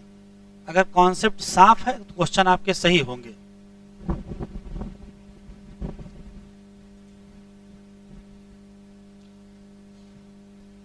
लिखें? लिखें बेटा? एक ग्लूकोज अगर बनाना है C4 प्लांट में तो क्या करना पड़ेगा? तो 6 CO2 होंगे, तो 6 ही साइकिल चलेंगी C4 और 6 ही चलेंगी क्या? C3। तो 6 जब चल जाएंगी तो लगेगा क्या? तो 18 की जगह 30 ATP, और NADPH उसमें कोई चेंज नहीं आएगा, वो उतने ही रहेंगे।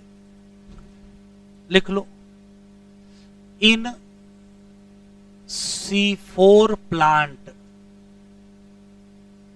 क्या एक ग्लूकोज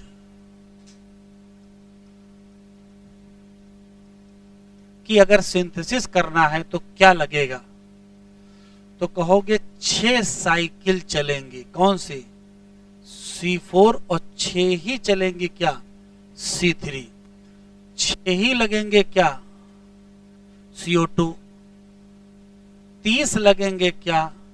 ATP, और 12 लगेंगे क्या? NADPH। जो 30 लग गए हैं वो कैसे लग गए? तो 12 लग गए और 18 लग गए। 12 लग गए किसमें? C4 में, और 18 लग गए किसमें? C3 में।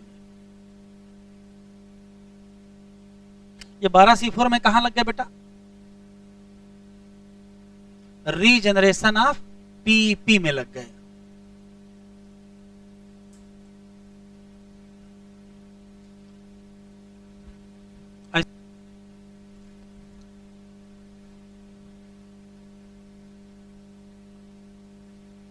चलो, लिखा है प्लांट दैट एडेप्टेड टू कहां? Dry tropical region. उनमें क्या चलता है? C4 pathway. दो दीज प्लांट, जो C4 प्लांट है, इसमें कार्बन 4 ऑक्सैलोएस्टिक एसिड बनता है as a first CO2 fixation product, लेकिन इनको भी इस्तेमाल करना करता है किसका? C3 पाथवे का, as a main biosynthetic pathway.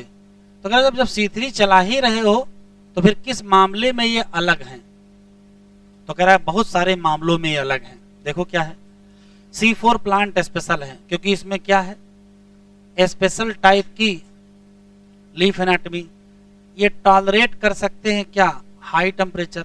ये रिस्पांस कर सकते हैं किसको? High light intensity. इसमें नहीं पाया जाता है फोटो रेस्पायरेशन, ये वहां नहीं लिखाया था, क्योंकि वे फोटो रेस्पायरेशन में ये लिखाएंगे। चाहो तो आप वहां लिख लो जहां करेक्टर ऑफ C4 प्लांट लिखे थे, ठीक है, C4 प्लांट के करेक्टर लिखे थे, वहां एक लाइन बढ़ा दो, लैक फोटो रेस्पायरेशन।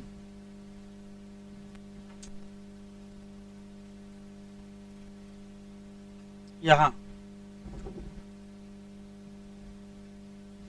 बढ़ा दीजिए, लिखा है C4 plant characterized by 5 number, यही बढ़ा दीजिए 6 नंबर।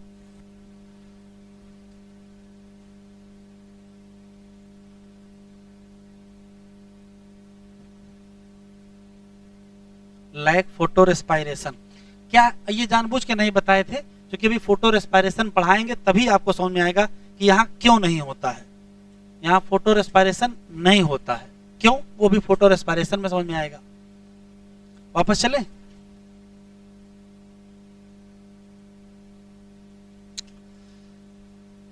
हाँ, यहाँ फोटो रेस्पायरेशन नहीं होता है, ठीक है। और यहाँ प्रोडक्टिविटी भी क्या होती है? ज्यादा होती है। कह रहा है स्टडी करो वर्टिकल सेक्शन किसी C3 प्लांट की और किसी C4 प्लांट की, तो आपको अंतर पता चल जाएगा। क्या दोनों में सेम टाइप की मीजोफिल सेल है? कहो नहीं, सेम टाइप की नहीं है। क्यों? दोनों की मेसोफिल सेल के एंजाइम अलग हैं, वहां एंजाइम कुछ और है, यहाँ एंजाइम कुछ और है। क्या similar cell around vascular bundle मिलते हैं? तो नहीं, ऐसा भी नहीं है, अलग अलग मिलती हैं। टिक करो, पर्टिकुलरली हाईलाइट करो, क्या है? लार्ज सेल किसके अराउंड? वैस्कुलर बंडल ऑफ क्या? C4 plant. कहते क्या हो? Bundle sheath cell of the leaf which have such anatomy को कहते क्या है? इनको कहते हैं क्रांज एनाटॉमी। क्रांज एनाटॉमी का मतलब होता है वर्थ मतलब घेरा, इसमें अरेंजमेंट ऑफ सेल है। बंडल शीथ सेल क्या बनाएंगे? Several layer around the vascular bundle. इनकी पहचान है हैविंग क्या? लार्ज नंबर ऑफ क्लोरोप्लास्ट, सबसे इंपॉर्टेंट यही करेक्टर है, लार्ज नंबर ऑफ क्लोरोप्लास्ट और थिक वॉल, इम्परवियस मतलब impermeable to the gaseous exchange, क्या नहीं पाया जाएगा? Intercellular space. यहाँ तक तो करेक्टर है। फिर एग्जाम्पल आ जाओ, एग्जाम्पल में मेज दिया है, सारगम दिया है, एक हमने और बढ़ा दिया, कौन सा? Sugar cane. अगर आप सेक्शन काटो देखो कि क्या अंतर है, इतना टाइम है ही नहीं। अगर आप लाओ डिटेल में देख लिया जाए, C4 पाथवे या हैच एंड स्लैग पाथवे, तो वो देखिए डायग्राम बना हुआ है, यहाँ वही कहानी है। CO2 आई है, किसमें कन्वर्ट हो गई? SCO3 में। किससे जुड़ गई? PP। तो फिक्सेशन हुआ तो ऑक्जेलोएसिटिक एसिड बना, फिर एक नया ट्रांसपोर्ट कर दिया है। अब यहाँ बीच में खा गए हैं कि ऑक्जेलोएसिटिक एसिड से मैलिक एसिड बना। यहाँ डायग्राम में केवल खाए हैं, थ्योरी में लिखा भी दिखाएंगे। ये C4 यहाँ पहुंचा, क्या हुआ? डिकार्बोक्सिलेशन, क्या बना? C3 वापस यहाँ आया, रीजनरेशन हो गया, बात खत्म। जो CO2 निकली उस किसमें चली गई? केल्विन साइकिल, उससे क्या बना? ग्लूकोज। देखो कैसे लिखा है। प्राइमरी CO2 एक्सेप्टर कितने कार्बन? 3 कार्बन। नाम क्या? फास्फोइनॉल पायरुवेट, शॉर्ट फॉर्म में PEP। कहाँ प्रेजेंट है? Mesophyll cell. Enzyme responsible for fixation कौन सा? चाहे कहो PP कार्बोक्सिलेज या शॉर्ट फॉर्म में पेप्केज, कोई दिक्कत नहीं। It is important to register that mesophyll cell में क्या नहीं होता है? रुबिस्को। C4 एसिड जो बनेगा उसका नाम ऑक्जेलोएसिटिक एसिड। कहाँ बना? Mesophyll cell. जल्दी ये दूसरे कार्बन कंपाउंड में कन्वर्ट हो जाएगा, उसका नाम मैलिक एसिड, या उसी का नाम? उसी का नाम नहीं, दूसरा प्रोडक्ट है, मैलिक एसिड या एस्पार्टिक एसिड बनेगा। ठीक है, ये बने कहाँ थे बेटा? Mesophyll cell. फिर इनको क्या करना पड़ा? ट्रांसपोर्ट कहाँ लेके गए? Bundle sheath cell. वहां क्या हुआ इनके साथ? तो कार्बन 4 एसिड को तोड़ दिया गया और क्या निकाला गया? CO2। और क्या निकाला गया? 3 कार्बन। एक जो 3 कार्बन मॉलिक्यूल है उसको वापस कहाँ भेज दिए? Mesophyll cell. उसने क्या किया? PEP बना लिया। तो साइकिल क्या हो गई? कंप्लीट। साइकिल तो कंप्लीट हो गया लेकिन ग्लूकोज नहीं बना। क्यों? क्योंकि ग्लूकोज तो बनेगा C3 से। तो जो CO2 रिलीज हुई थी कहाँ? बंडल शीथ सेल में, वो इंटर कर गए किसमें? C3 या केल्विन। और यही पाथवे कॉमन है किसमें? सभी पौधों में। बंडल शीथ सेल क्या करेगी? बंडल शीथ सेल की खास बात है कि उसमें क्या पाया जाएगा? वही शॉर्ट फॉर्म में क्या कहते हो? रुबिस्को। लेकिन क्या नहीं पाया जाएगा? पेप्केज। यही बेसिक पाथवे है, C3 पाथवे है, जिससे क्या बनेगा? शुगर। यही कॉमन है, वही बात 4 बार बोल चुके हैं एनसीईआरटी में। वही कॉमन है किसमें? C3 प्लांट और C4 दोनों में पाई जाएगी। डिड यू नोट, क्या आपने ये लिख लिया है? क्या लिख लिया है? कि केल्विन पाथवे अकर इन, ये क्या लिखा है? आल। अभी पीछे बताए थे ना, आल लिख लेना। All mesophyll cell of C3 plant.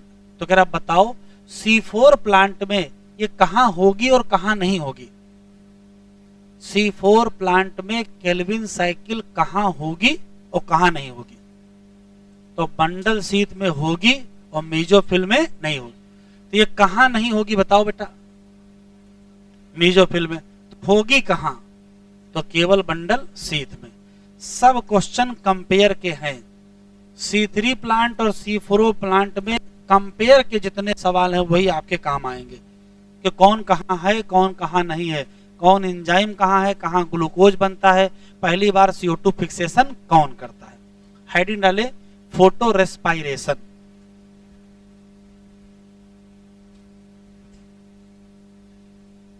Photo respiration.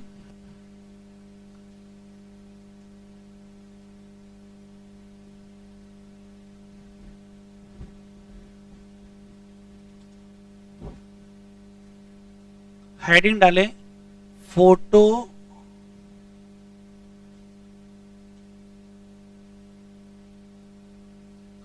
Respiration.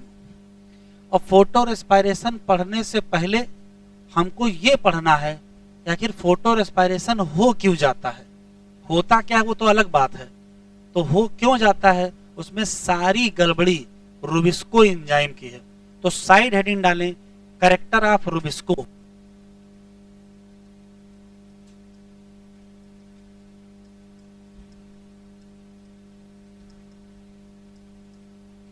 पहले ये बात समझेंगे, उसके बाद फिर फोटो रेस्पायरेशन समझेंगे।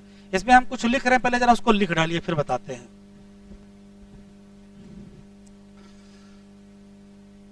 फोटो रेस्पायरेशन पढ़ने से पहले हमको रूबिस्को एंजाइम की प्रॉपर्टी समझनी पड़ेगी, क्योंकि इसी रूबिस्को एंजाइम की गड़बड़ी से फोटो रेस्पायरेशन हो जाता है।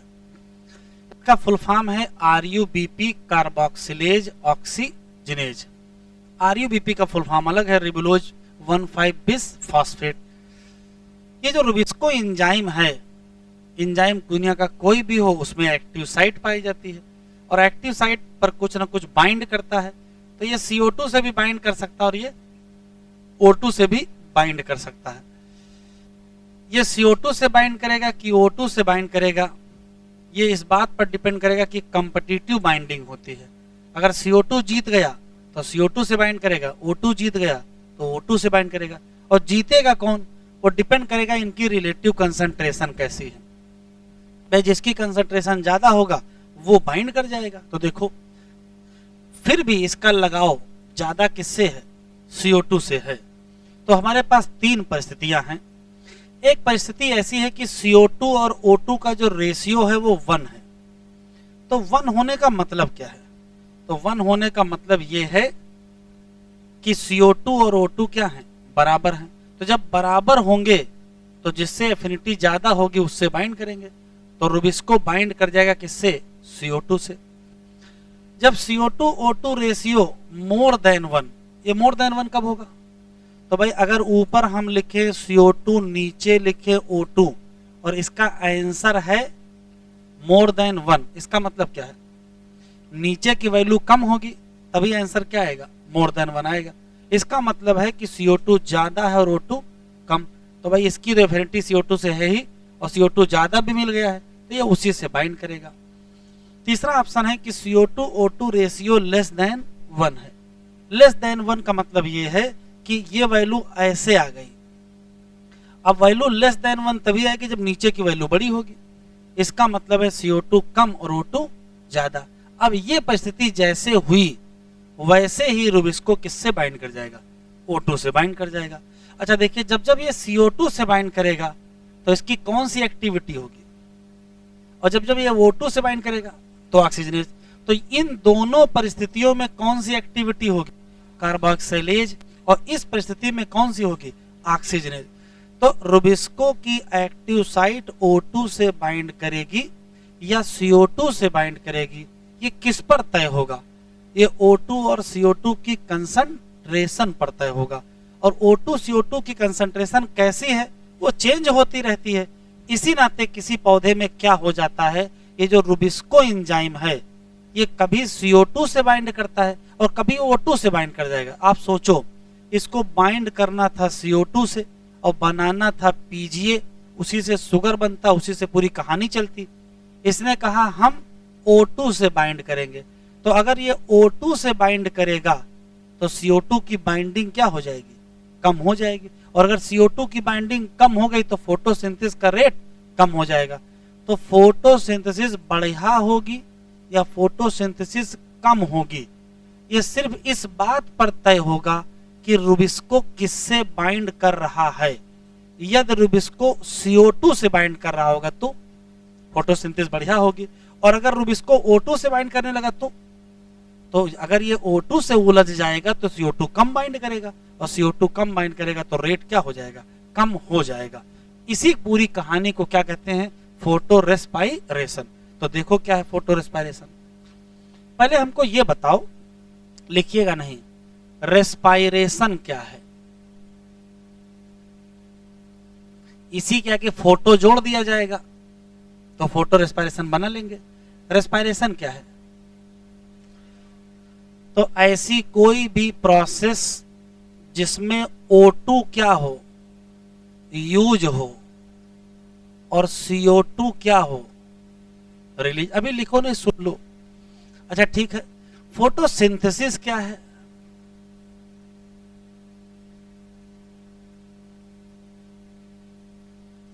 बिल्कुल उल्टा है।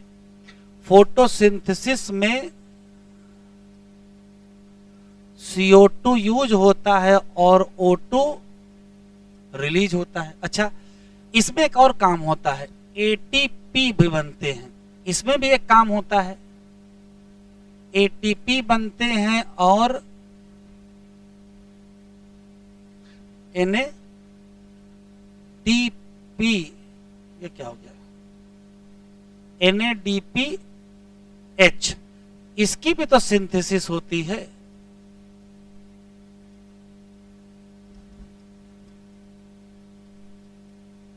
अब कमाल की बात सुनेंगे। फिर आया फोटो रेस्पायरेशन।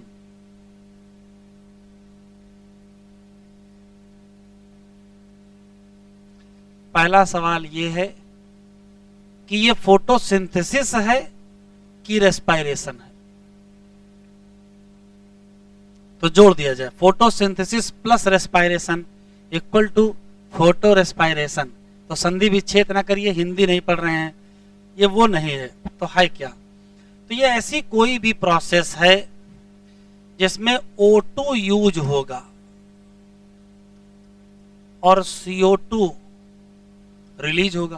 तो ये तो बिल्कुल सेम लिख दिया मैंने। तो अगर सेम लिख दिया तो इसके आगे से फोटो हटाओ, हैं?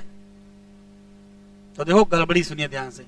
यहां O2 यूज होता है, CO2 रिलीज होता है, तो क्या मतलब? रेस्पायरेशन है। लेकिन ATP भी तो बनने चाहिए, ATP नहीं बनते हैं, ना NADPH बनते हैं, इवन खर्चा हो जाते हैं, तो नहीं सिंथेसिस होती है। No ATP and NADPH। Even use कर लेता है क्या? ATP and NADPH। ध्यान से सुने, फोटो रेस्पायरेशन क्या है? तो कहोगे जब फोटोसिंथेसिस के दौरान रेस्पायरेशन जैसा काम होने लगे तो नाम क्या पड़ जाएगा? Photo respiration. ये क्यों हुआ? ये क्यों हुआ और इसका क्या फायदा? तो देखो, ये तब होता है when Rubisco bind to O2। तो जैसे रुबिस्को O2 से बाइंड होगा वैसे O2 यूज होने लगेगी, वैसे क्या निकलने लगेगी? CO2 निकलने लगेगी। इसका क्या बेनिफिशियल इफेक्ट है, इसका क्या फायदा है, अभी तक वैज्ञानिकों को पता नहीं है। बेनिफिशियल इफेक्ट,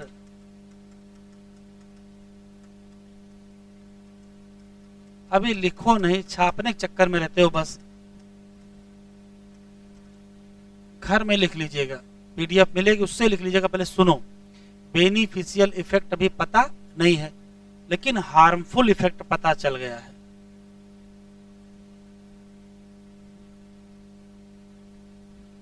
क्या है हार्मफुल इफेक्ट बताओ? तो आप सोचो, अगर रुबिस्को O2 बाइंड करेगा तो CO2 बाइंड नहीं करेगा, तो फोटोसिंथेसिस बढ़ेगी?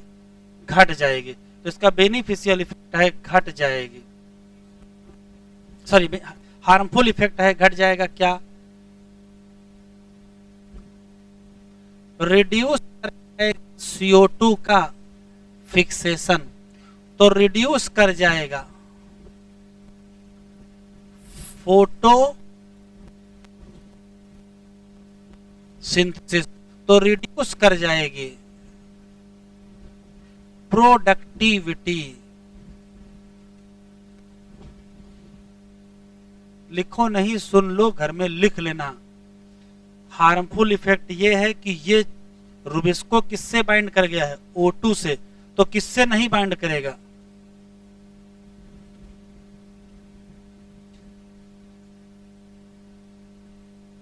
तो जब CO2 से बाइंड नहीं करेगा तो CO2 फिक्सेशन घटेगा बढ़ेगा? घटेगा। अगर ये घटा तो फोटोसिंथेसिस घटी, तो प्रोडक्टिविटी घटी। किसमें?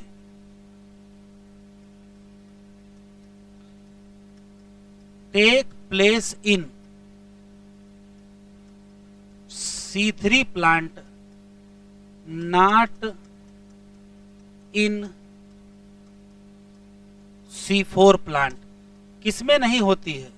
C4 में नहीं होती। किसमें होती है? C3। तो ये सारी कहानी कि फोटोसिंथेसिस घट जाना, CO2 फिक्सेशन घट जाना, ये बताओ C3 प्लांट में अगर हो रही है, इसका मतलब रुबिस्को की ऑक्सीजनेज एक्टिविटी कहां देखने को मिलेगी?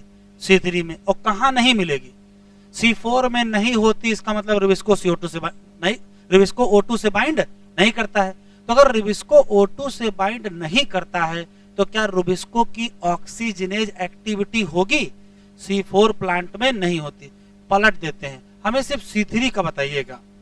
C3 पौधों में फोटो रेस्पायरेशन होगा? कहोगे हाँ। तो फोटोसिंथेसिस घटेगी? कहोगे हाँ। रुबिस्को बाइंड करेगा किससे? O2 से। तो CO2 फिक्सेशन घटेगा तो प्रोडक्टिविटी घटेगी।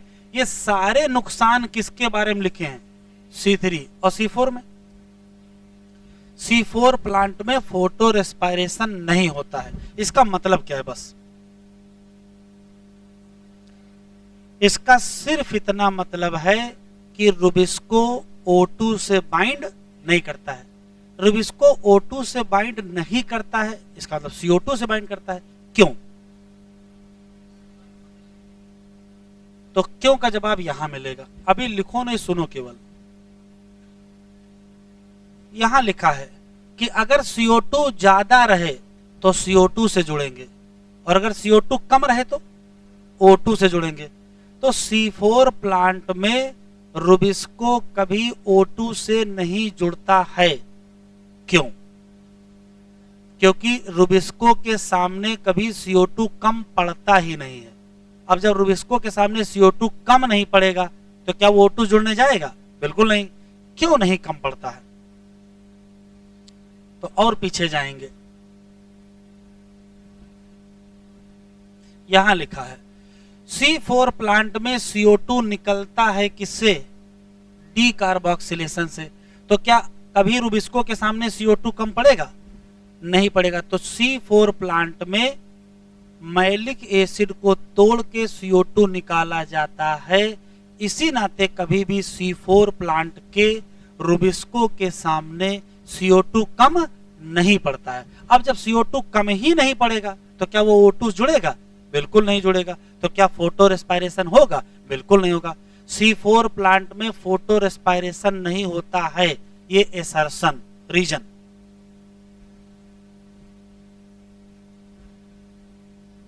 रीजन, पहला रीजन, C4 प्लांट में रुबिस्को नहीं होता है, ऐसा है? गलत। C4 प्लांट में रुबिस्को CO2 से ही बाइंड करता, O2 से बाइंड नहीं करता है। सही। क्यों? तो कहोगे C4 प्लांट में CO2 कभी कम नहीं पड़ता है। क्यों? तो कहोगे CO2 बनता है कहां से? डी कार्बोक्सिलेशन से। अच्छा, C3 में? C3 में बहुत सारी कहानी। फोटो रेस्पायरेशन होगा, मतलब रुबिस्को किससे कंबाइन करेगा? O2 से। तो अगर O2 से कंबाइंड कर गया तो क्या होगा? फोटोसिंथेसिस घटी। अगर फोटोसिंथेसिस घटी तो प्रोडक्शन घटा, ठीक है, फिक्सेशन भी घटा। और C4 में ऐसा कुछ नहीं होगा। कहां तक लिखे हो बेटा? यही लिखना है? अच्छा, थोड़ी देर रुके रहो।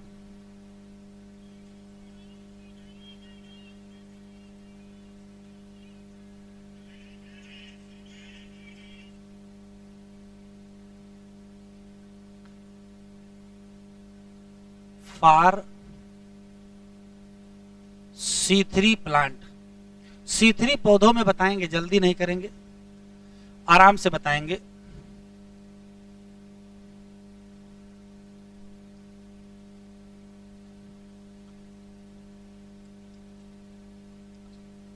RuBp किससे जुड़ा?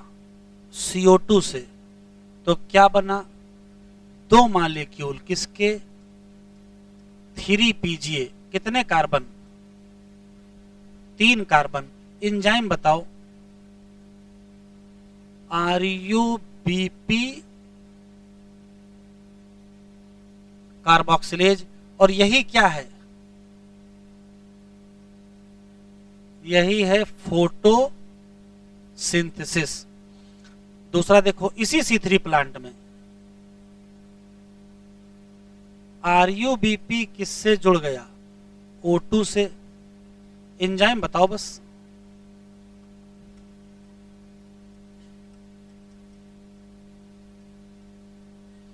और बनेगा क्या? तो देखो, बनेगा 1 मॉलिक्यूल PGA और 1 मॉलिक्यूल बन जाएगा फास्फो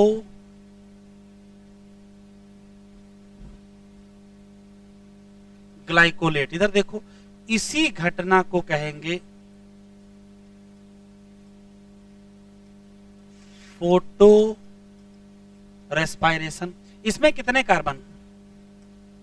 3 कार्बन। और इसमें कितने कार्बन? 2 कार्बन। आया हुआ सवाल है कि यदि RuBp रुबिस्को ऑक्सीजन से बाइंड करेगा तो क्या होगा, और कार्बन डाइऑक्साइड से बाइंड करेगा तो क्या होगा? तो जब कार्बन डाइऑक्साइड से बाइंड करेगा तो 2 मॉलिक्यूल 3 PGA के बनेंगे और दोनों में 3 कार्बन होगा। लेकिन अगर ये O2 से बाइंड कर गया तो 1 मॉलिक्यूल किसका बनेगा? 3 कार्बन का। और 1 मॉलिक्यूल किसका बनेगा? 2 कार्बन का। इस घटना और इस घटना में अंतर दिख रहा है। यहां रुबिस्को का कौन सा रूप यूज हुआ है और यहां रुबिस्को का कौन सा रूप? Oxygenase. Conclusive line, in C3 plant बताएं फोटो रेस्पायरेशन होगा कि नहीं?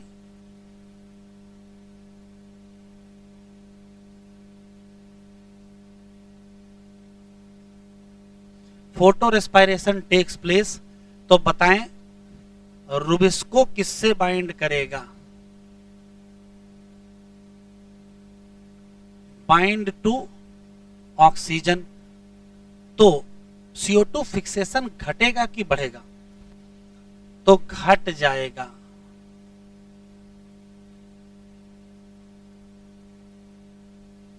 तो घट जाएगा। फोटो सिंथेसिस तो घट जाएगी। प्रोडक्टिविटी। हमको सिर्फ इतना बता दो कौन सी परिस्थितियां होंगी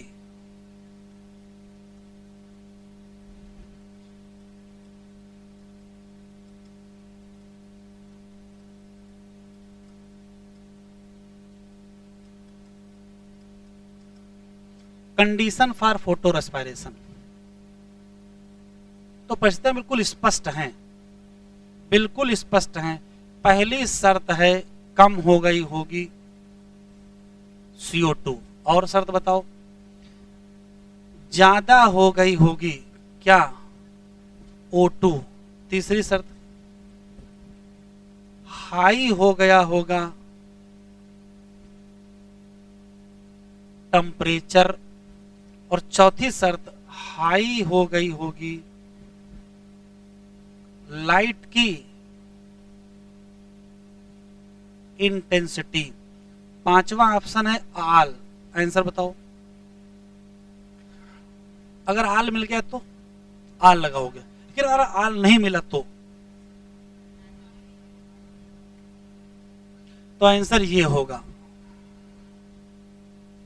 CO2 कम पड़ा है तभी रुबिस्को नाराज हुआ है। तभी किससे जुड़ा है?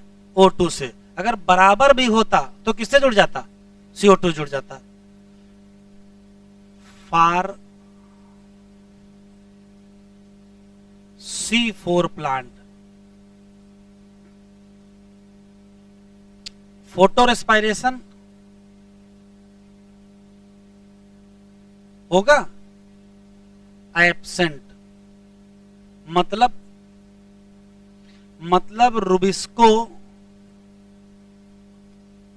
नॉट बाइंड टू, किससे? O2, मतलब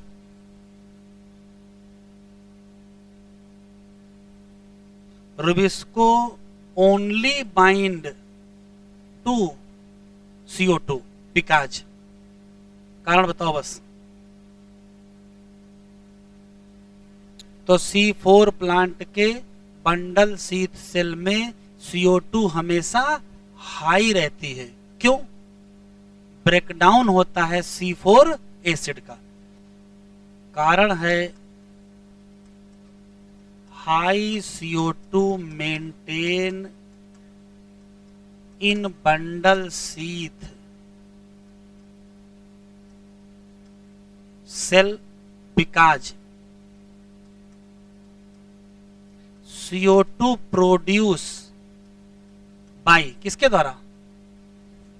डीकार्बोक्सिलेशन। तो बताओ प्रोडक्टिविटी ज्यादा होगी कि कम? तो कहोगे हाई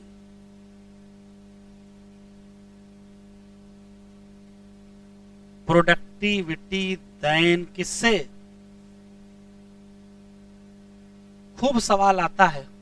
C3 प्लांट की प्रोडक्टिविटी और C4 प्लांट की प्रोडक्टिविटी में अंतर है। C4 की ज्यादा है, C3 की कम है। यह है असर्शन, रीजन।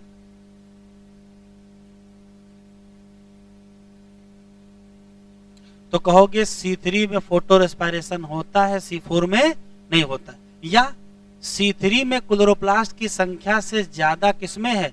C4। लिखने का काम घर में कर लीजिएगा, समझ लीजिए जितना समझा दिया है। अभी थोड़ी देर बाद PDF आपको देंगे। ये बिल्कुल क्लियर है कैरेक्टर ऑफ रुबिस्को, ये समझाया है। रेस्पिरेशन का मतलब है O2 यूज करना, CO2 निकालना, ATP बनाना, खत्म। फोटोसिंथेसिस का है CO2 यूज करना, O2 निकालना, ATP बनाना, NADPH बनाना। फोटो रेस्पिरेशन की कहानी अलग है। ये O2 यूज करेगा, CO2 निकालेगा, तो रेस्पिरेशन जैसा दिख रहा है, लेकिन घटना कहाँ हो रही है? फोटोसिंथेसिस में। इसी नाते नाम क्या पड़ गया? Photo respiration. ना ATP बनाएंगे ना NADPH बनाएंगे, इवन खर्चा अलग से कर लेंगे। कब होगा? जब रुबिस्को बाइंड करेगा O2 से। किससे नहीं बाइंड करेगा? CO2 से।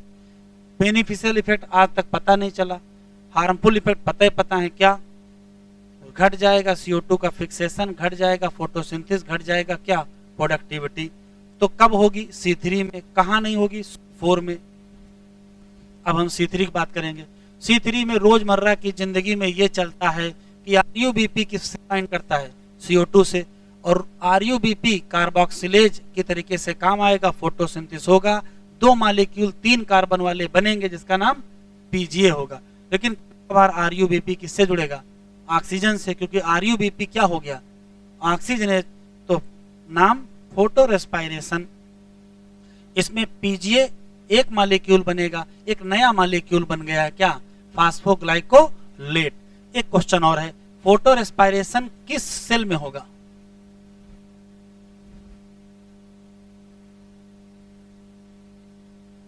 ज्यादा दिमाग पे जोर न डालो, थोड़ा आराम से सोचो। फोटो रेस्पिरेशन किस सेल में होगा? तो जिन लोगों के मन में बंडल शीत आया था, मुंह तक आया, बाहर निकला नहीं, वो बिल्कुल ही गलत सोच रहे हैं। भैया बंडल शीत वहां कहाँ है? C3 में होना है। होना C3 में है, कराए दे रहे हो बंडल शीत में। कुछ तो कॉमन सेंस लगाओ, कहां होगा? Mesophyll cell. अच्छा ठीक है, मीजोफिल सेल के अंदर कहां होगा? ऑप्शन सुने, क्लोरोप्लास्ट में होगा कि माइटोकॉन्ड्रिया में होगा कि दोनों में होगा कि कुछ और भी होगा? है? तो ध्यान से सुने, इसमें 3 ऑर्गेनेल इन्वॉल्व हैं। सबसे पहले इसमें क्लोरोप्लास्ट, उसके बाद नंबर आता है पर ऑक्सीसोम का, और फिर आता है माइटोकॉन्ड्रिया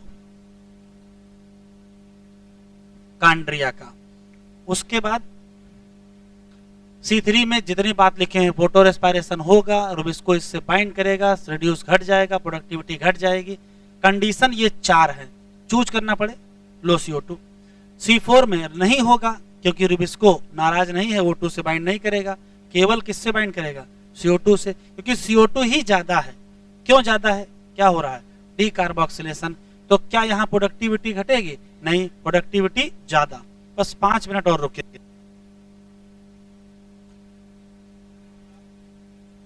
हो गया है। Let us try to understand one more process cause an important difference between C3 and C4। नाम क्या है, फोटो रेस्पायरेशन। कह रहा है इसको अगर समझना चाहते हो तो फिर से हमको देखना पड़ेगा क्या, फर्स्ट स्टेप, नाम क्या, kelvin. First CO2 fixation step. Reaction की खास बात है कि RuBP कंबाइन करेगा किससे, CO2, 2 मॉलिक्यूल बनाएगा किसके, 3PG, कोई दिक्कत नहीं।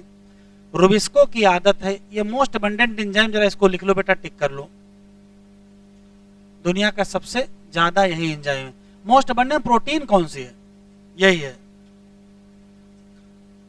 ठीक है। इसकी पहचान, इसकी जो एक्टिव साइट है वो किससे बाइंड करेगी, CO2 से भी और O2। तो कह रहा कौन सी परिस्थितियां हैं जब ये O2 या CO2 से बाइंड करेगा, तो वो लिखा है Rubisco has greater affinity for CO2। जब रेशियो क्या हो, बराबर। Imagine what would happen this was so not, उल्टा हो जाए तो बाइंडिंग किस प्रकार की है, कॉम्पिटिटिव। किस पर डिपेंड करेगी, रिलेटिव। कह रहा C3 पौधों में कुछ ऑक्सीजन जुड़ गई किससे, तो CO2 फिक्सेशन बढ़ेगा घटेगा, घट जाएगा। रुबिस्को RuBP को कन्वर्ट किस में होना था, PGA में, और कितने PGA बनने थे, 2 बनने थे। अब बनेगा क्या, ये जुड़ गया किससे, O2 से, एक क्या बनाया, PGA फास्फोग्लिसरेट, और ये टिक कर लो, ये नया बना फास्फोग्लाइकोलेट, कितने कार्बन का, 2। इसी नाते इसका नाम फोटो रेस्पायरेशन। इन फोटो रेस्पायरेटरी पाथवे अभी तक पता नहीं चला, ना तो क्या बनेगा सुगर, ना ATP बनेगी, और रिलीज क्या होगा, CO2, यूटिलाइज क्या होंगे, ATP। फोटो रेस्पायरेटरी पाथवे का कोई सिंथेटिक इफेक्ट नहीं है, ना तो ATP पर है ना NADPH है। इसी नाते बायोलॉजिकल फंक्शन अभी तक पता नहीं है, तो कोई बात नहीं पता, वरना पढ़ना पड़ता। और क्या भाई, C4 प्लांट में फोटो रेस्पायरेशन नहीं होता है, क्यों, इनके पास मैकेनिज्म है कि बढ़ा लेंगे क्या, एट एंजाइम। कब, C4 एसिड कहां तोड़ेंगे, जो मीजोफिल सेल में बना था उसको ले जाएंगे बंडल शीथ सेल में, वहां तोड़ के क्या निकाल लेंगे, CO2। तो क्या बढ़ जाएगी, CO2 कंसंट्रेशन। ये सुनिश्चित करेगा कि रुबिस्को कौन सा काम करे और किसका काम ना हो, ऑक्सीजनेज। आखिरी, C4 प्लांट में क्या नहीं है, photo respiration. You probably can understand why productivity and yield are better, इसमें C4 प्लांट। इसके खास बात है क्या है, टॉलरेंस है high temperature, based on above. कह रहा ऊपर के डिस्कशन से ये टेबल भरना है, अभी कल भर के आइएगा, सुनिए, पेंसिल से भर के लाइएगा, पेन से मत भरिएगा, पेंसिल से भर के लाइएगा। इसको हम आपके सामने भरवाएंगे। जितना आज समझे हो वो सारे क्वेश्चन यहाँ दिए हैं, अपने हिसाब से आप इसको भर लीजिएगा, गलत सही चाहे जो, बस पेंसिल से भरिएगा, अगले लेक्चर पर भरवा देंगे आपको, ठीक है।